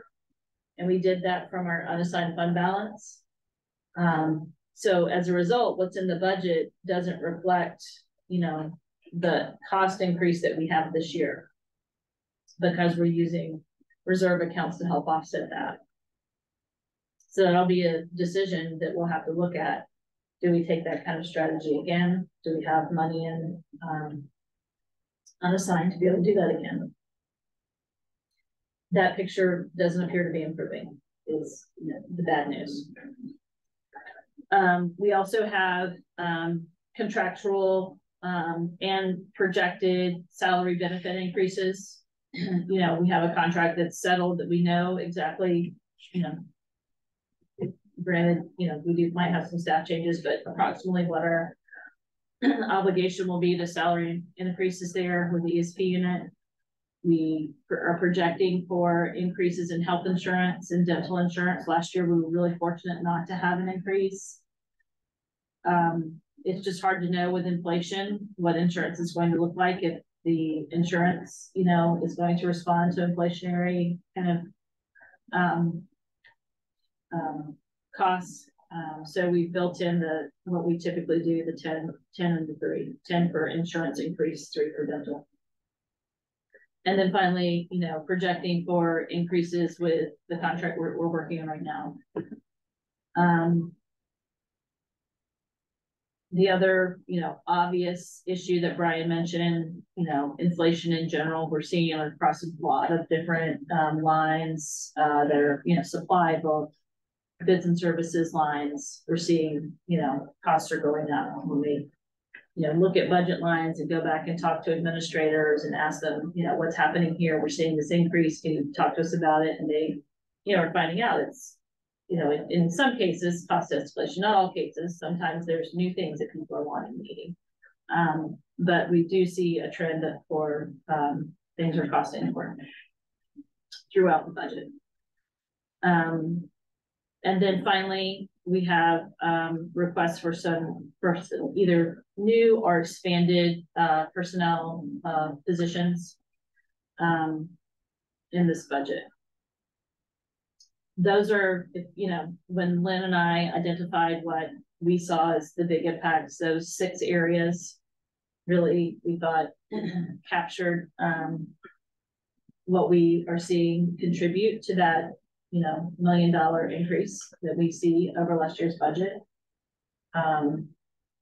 Do I think there's potential to, you know, work on this budget, bring it down? Absolutely.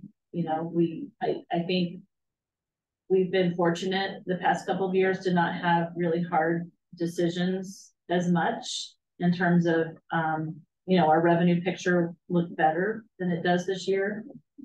And having COVID relief funds has helped us the past few years. And I think this year is going to be a hard year. Lynn, would you add anything to that? No.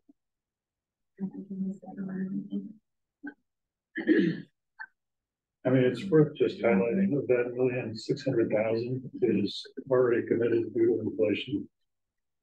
Right, so. Or due to fixed costs and inflation. Yeah, fixed, right, contracted costs, like the debt service, you know, contracts with teachers and staff, energy costs that are unavoidable, transportation costs that are already contracted. So there's 600,000. It's just like, you know, unless we're going to start, I don't want to start a rumor because we're not going to, unless we start laying people off or breaking contracts, right? There's 600,000 that's already hooked into it. So inflation is by far the largest piece of what we're talking about. Which is what makes me so frustrated with the state budget, right? The budget does not look like a budget that saw 7% inflation. So I don't know how they're claiming they're holding the schools whole. You know, we went up by 2% after per pupil cost adjustments. And a year with 7% inflation, that looks to me like a 5% cut to education funding. And, you know, things can vary from district to district. Not everybody has those same numbers, but just from our perspective, it looks like a 5% cut to state funding. The one thing that could work in our favor, it's not going to solve the whole problem. I mean, there's, first of all, state coffers are pretty flush. There's a lot of revenue there. That's when the rainy day fund is max. They can't bring them there, and there's still additional funds on top of that. When you combine that with, especially in the House, a fair number of the Democratic majority who want to go beyond where the governor has proposed. I don't think it's, I mean, it's not a guarantee by any means that we're going to get additional funds coming out of Augusta as a result of what they do this spring, but I think there's a better chance of it this year than there has been for a while. So, I mean, you obviously can't count on that, but it'd be nice if it happened.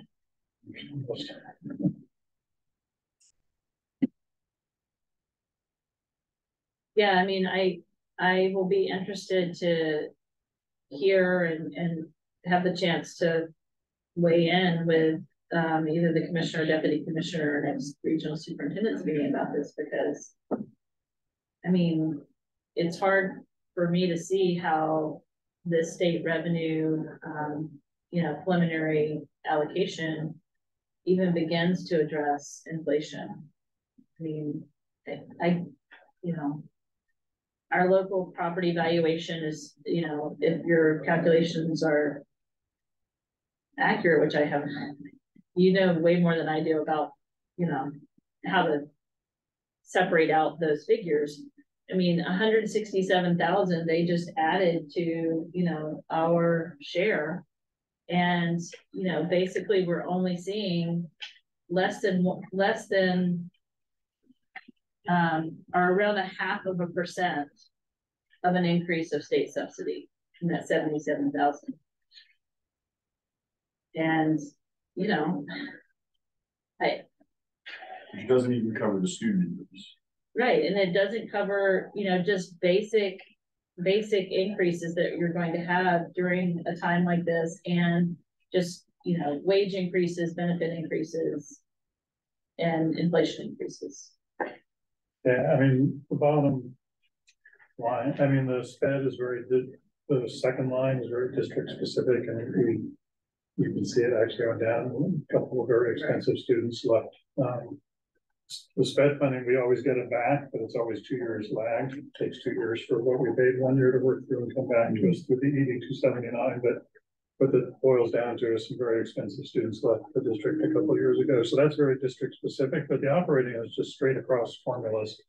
And that's below inflation, especially below inflation. We take out our student enrollment increases, which is very much part of that number, right? That's basically a 3.5% increase against 7.5% inflation.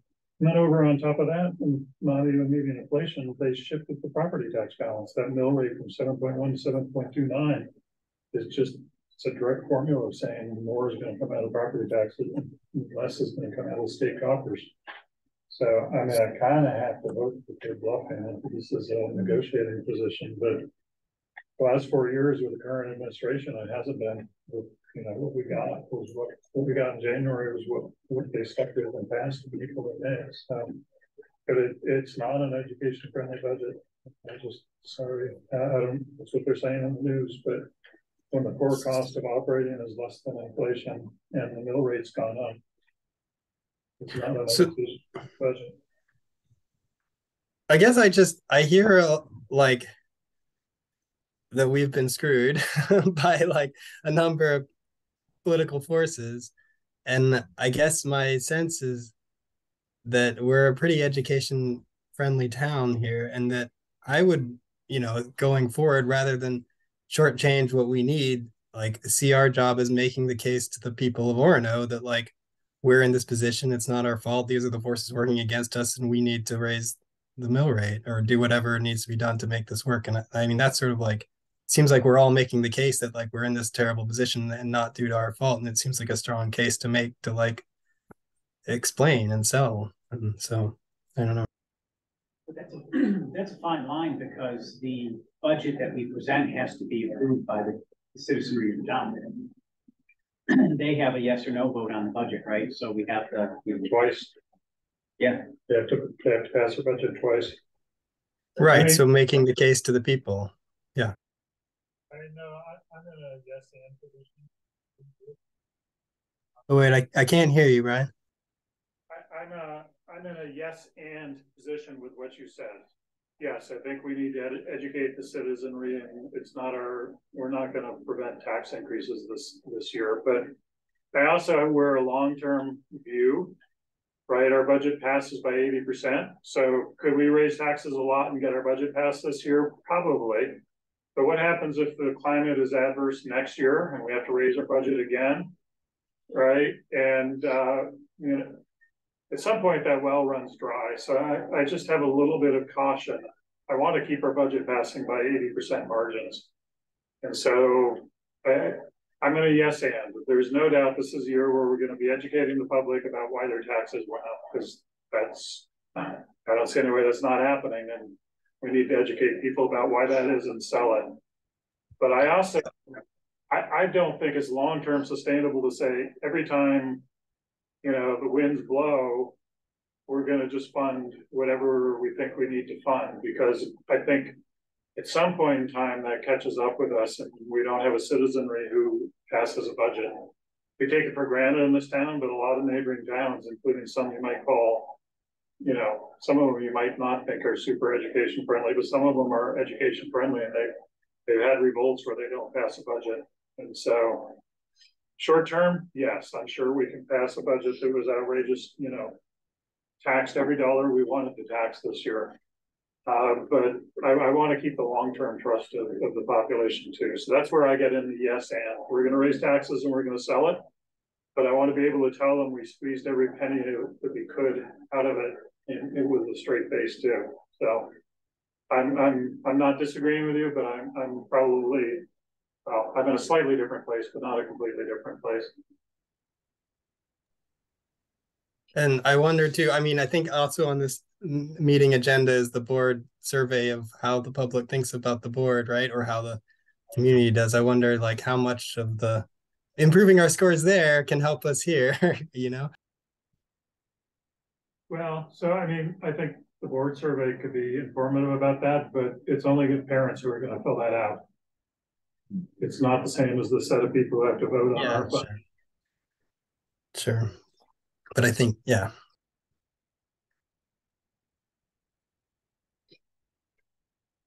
This is just to set the stage for more conversations. This is probably the fastest budget discussion we have. They become more, you know, lots of more details will be presented next time. We usually have a couple of meetings where we're just refining what we're able to show you and try to hone in on requests, and then, you know, look for guidance from the board as to you know, work we need to do to meet a certain threshold. So and this discussion was just super excited. right, yeah. Sorry, it's like a trailer for a horror movie. Or bring out the chainsaw. Yeah. You're just preparing us. Yeah. Well, especially after last year, which was relatively like smooth sailing. It was. Well, I mean, that's a good point, Landon. It goes to Noah's point too about education. Is I think we have a lot to brag about, and this is part of why we have this good faith with the town about how we have been responsible. When the state gave us a bunch of money back last year, that went back to tax relief. Did not go into, you know, the district. It went back to tax relief. Was it last year or 2 years ago? Both. Yeah.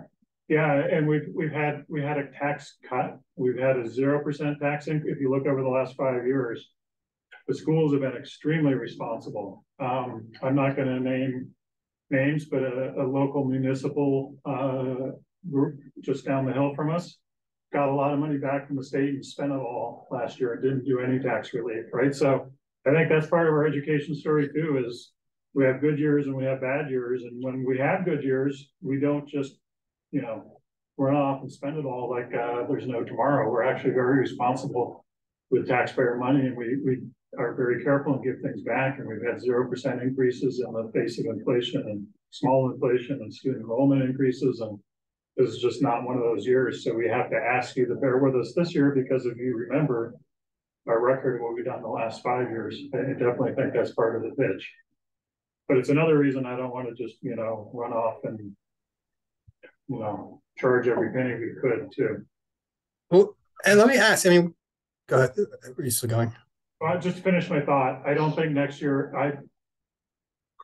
it's not quite a coin flip, because I think the odds are more than 50-50 that next year is also going to be a bad year. Partly because we have this valuation increase built in, partly because it's a 2-year budget. There are a number of reasons that I think next year is going to be a bad year too. So it's not like we just have to get through this year. We have to wear a long-term hat. So sorry, go ahead. Yeah, I guess I'm just curious, like, you know, you're talking about like selling this to the voters and explaining it. What is that platform, or when do we actually make that case, and what is the format of that? I mean, went through the process last year and I didn't see that other than that one like evening thing and the statements we've made here, but like, what is the... That's part of the problem. We don't actually have much of a microphone, right? We have the annual budget meeting, And we can, you know, make a case pretty directly to the 70 people who show up and vote there. Who's not gonna say next January? It wasn't 70 last year. No, or Or if they 22. do something they want. I was gonna say, if you walk in and see 70, I'm not. Yeah, it's probably bad if some people, right? Probably because we raised taxes for what we know. So, right, I mean, we can talk to those people directly. The Penobscot Times always, No longer publishing. no longer. I guess- published. Okay, Not a print edition. yeah, Stop. anyway, we often get invited to write up a piece on our budget that goes into the, some of the local newspapers. We often get invited to write up a budget. Well, we have space in the Orono Observer, which we always take a spot to explain our budget. So we have a few places. But come June, there's going to be a much larger number of people who show up and vote that we've never reached directly and talked to. So, you know, that you can raise questions about, is there a way we can find to talk to those people? That's a conversation I'm open to having. But Yeah, I mean, it's a challenge to reach those people. yeah, I wonder. I mean, there's, you know, I've been in a lot of different organizations, and there's usually some sort of PR front that like helps get the message out there effectively to the people that we're trying to get it to and make the case, and a concerted effort to make the statement. And you know, we have lots of connections through the community in a lot of different ways. It seems like there should be some plan that to like communicate these ideas in a cohesive way so that it's supported. Yeah, I mean, I kind of ran through what we've done historically. I'm more than open to other ideas.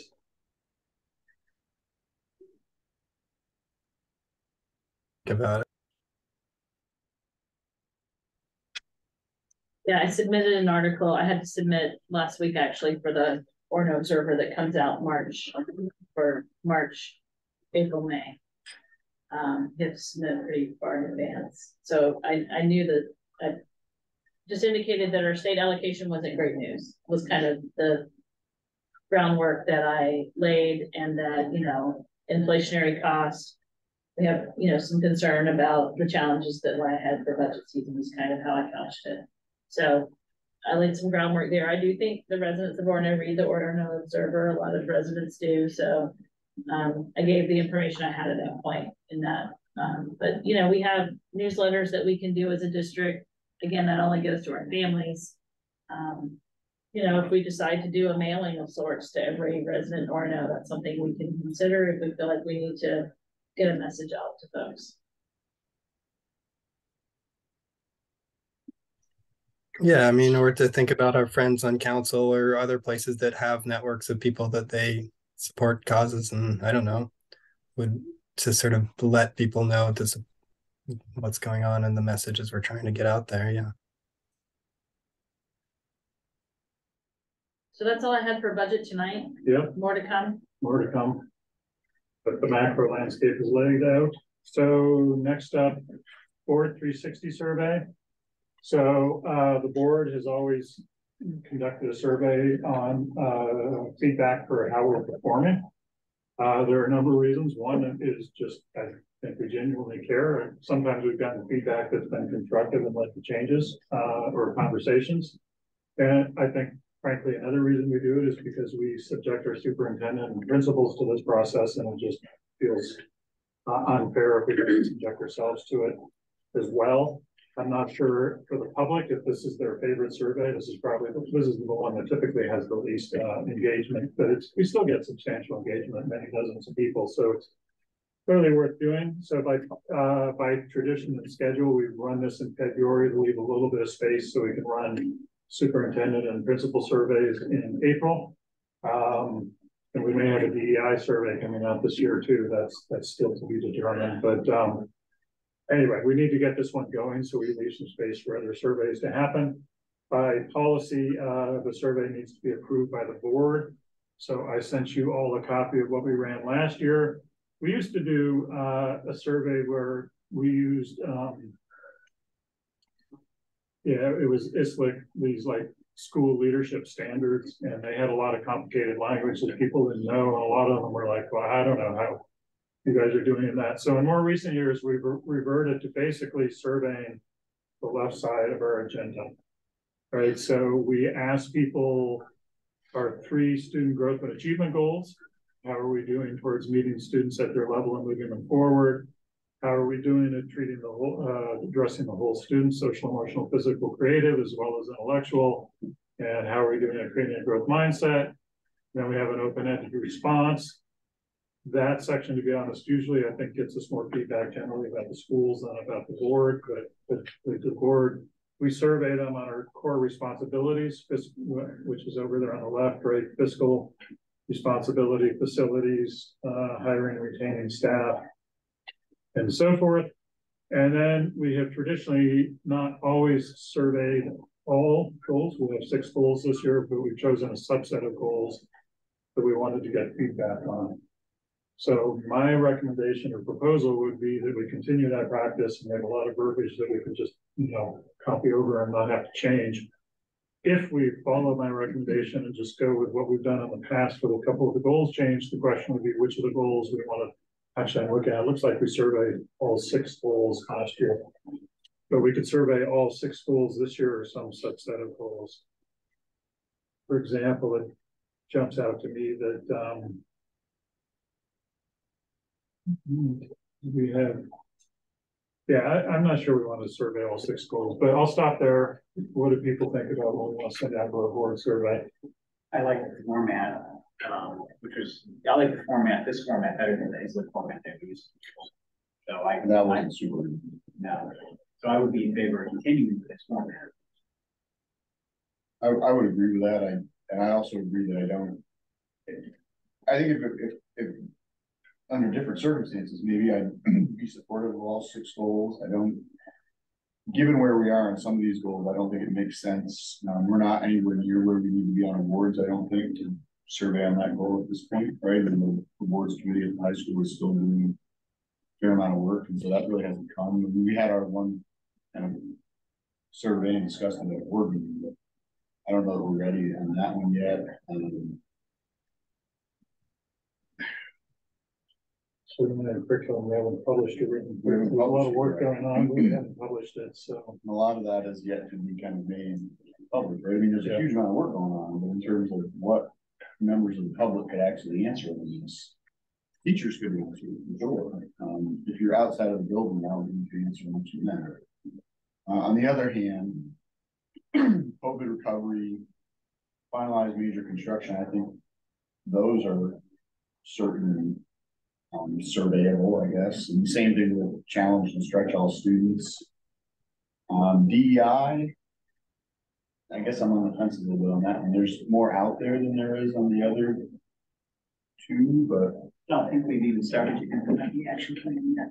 Well, we have, but I'm not sure people necessarily would make connections between what they're seeing and hearing and knowing that DEI, but it would be maybe valuable feedback still. Interesting baseline. I think one of our action item data goals is the sort of public awareness, community awareness of it. Though I think you said we get good responses, many dozens of replies. So small sample. Right. Small sample, it's definitely not the community. Right. So maybe it's better than the 5% that the average survey gets. But no, I wouldn't use it as a tool to check out it's clearly a biased sample who we're surveying too. So I wouldn't use it to represent, but it is at least a benchmark if people know whether they have a DEI plan in place or not.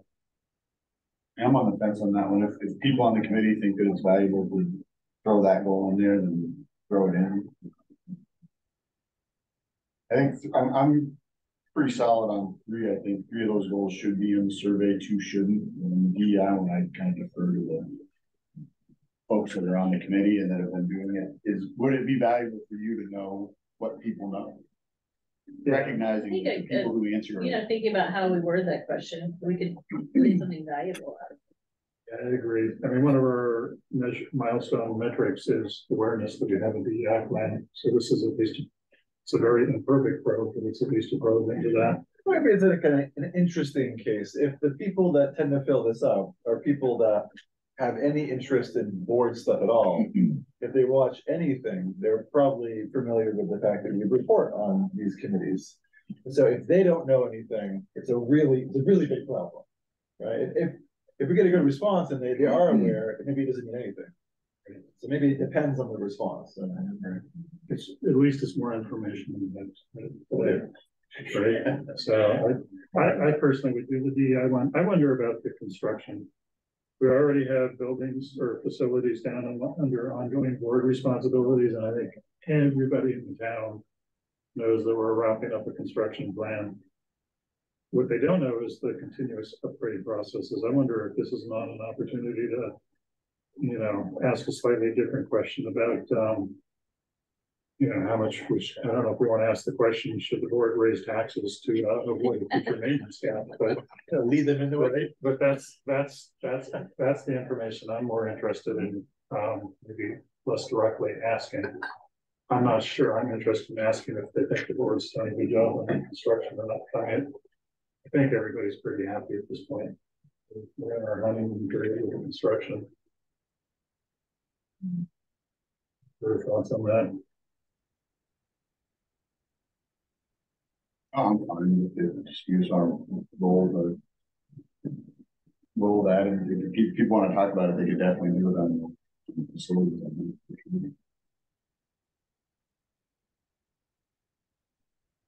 I'm not sure how we,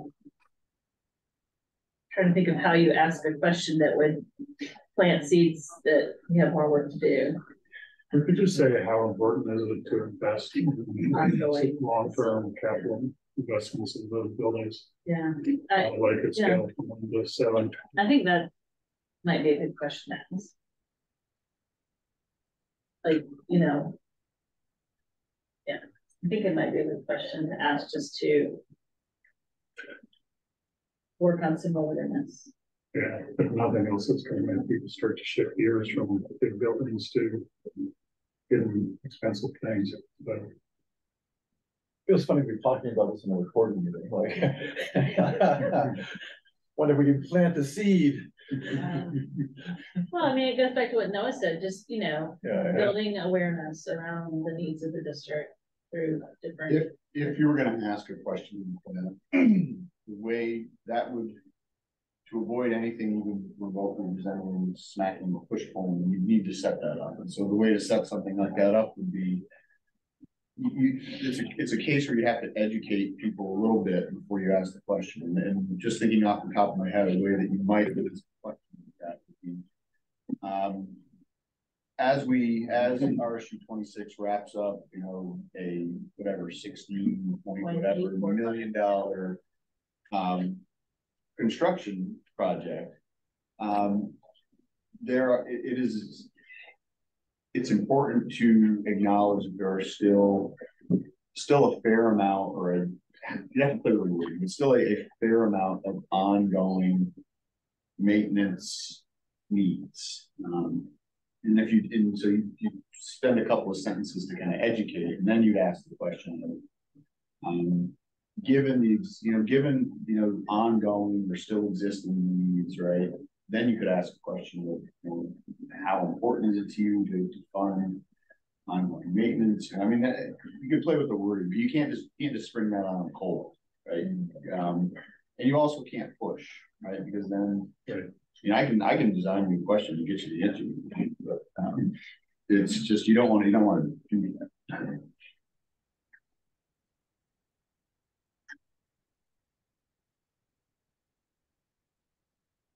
So what I'm hearing is we will survey the COVID, the DEI, work to challenge all student questions, and we will work on a carefully worded question board to get at future priorities around capital maintenance. Does that sound like a consensus? Sure. Okay, I will get this, you know, I'll draft text and share it with everybody.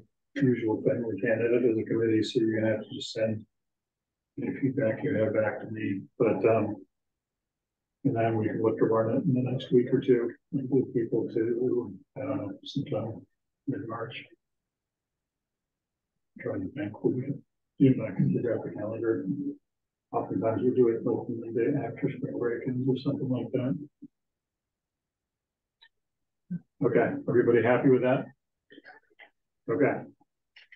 On to actions. We have co-curricular nomination. I would make a motion to approve the appointment of the co-curricular nominations as presented. Is there a second? I will second.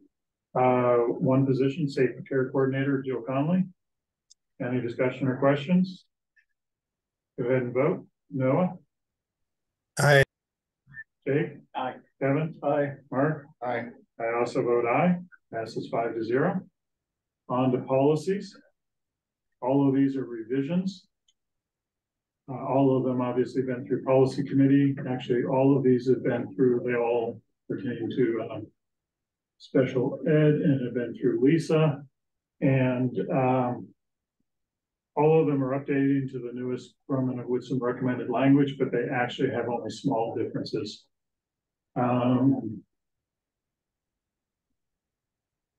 So JK, we passed JKF last time. JKFR is the attached regulation, which spells out the details.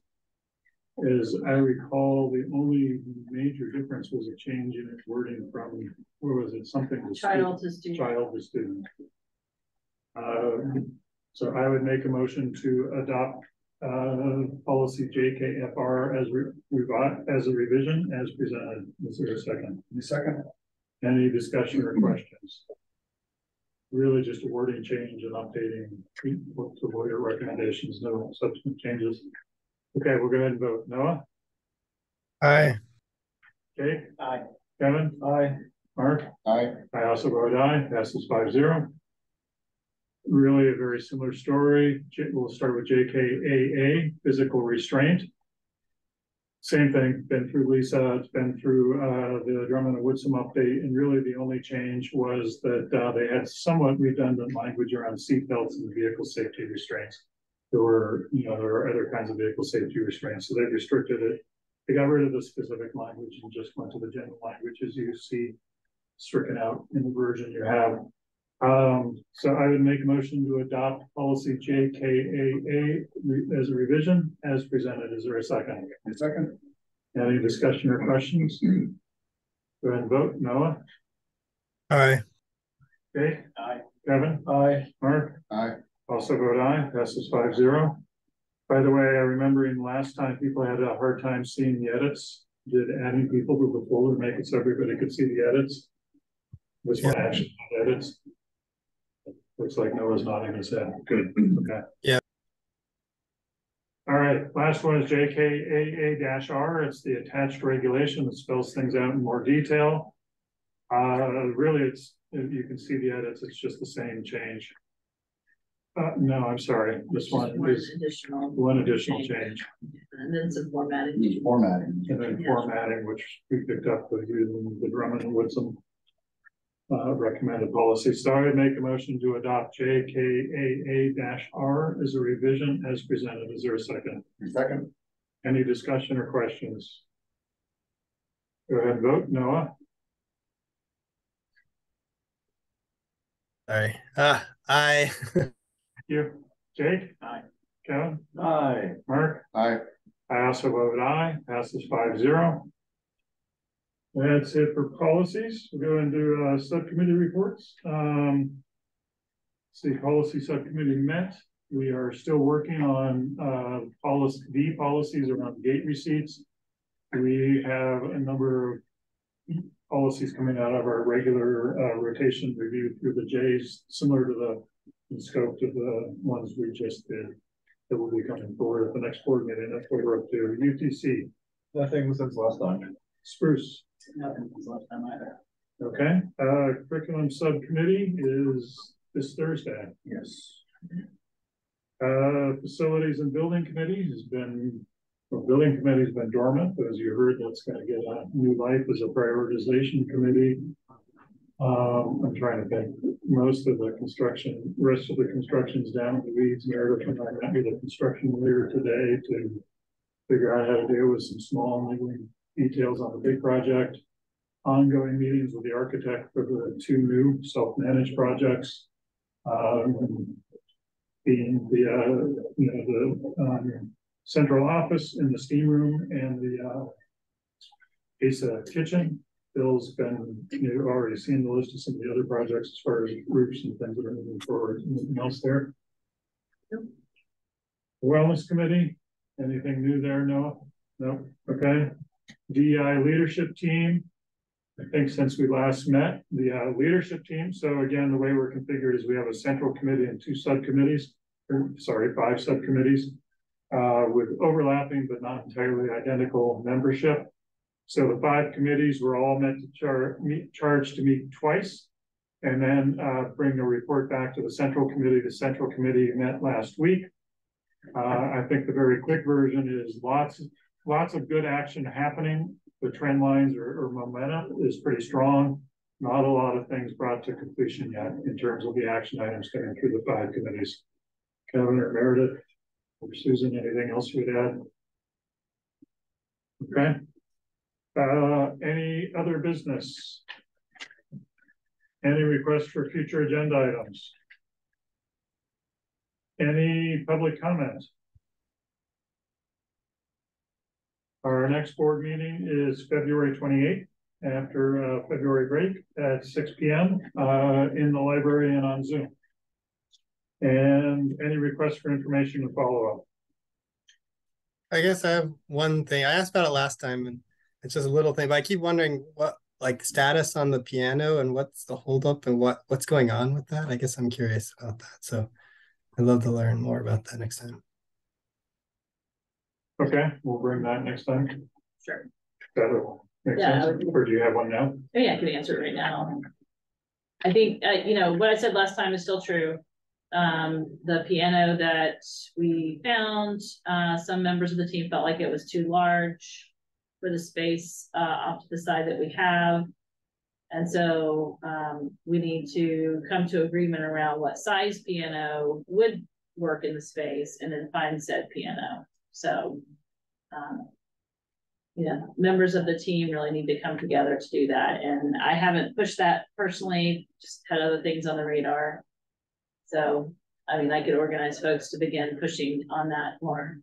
Just haven't. And, you know, I would say also that, you know, it might be a hard thing to come to agreement on. But I can talk with the team and bring you updates after I speak with them, though. Sure. Thanks. Seems, yeah. Any other requests for information or follow-up? I would motion to adjourn. Is there a second? Second. Any discussion? Go ahead and vote. Noah? Aye. I see. Jake? Aye. Kevin? Aye. Mark? Aye. I also vote aye. Passes 5-0. We're adjourned. Not quite 8 o'clock, but close. Don't get used to it. Enjoy it now. That's it.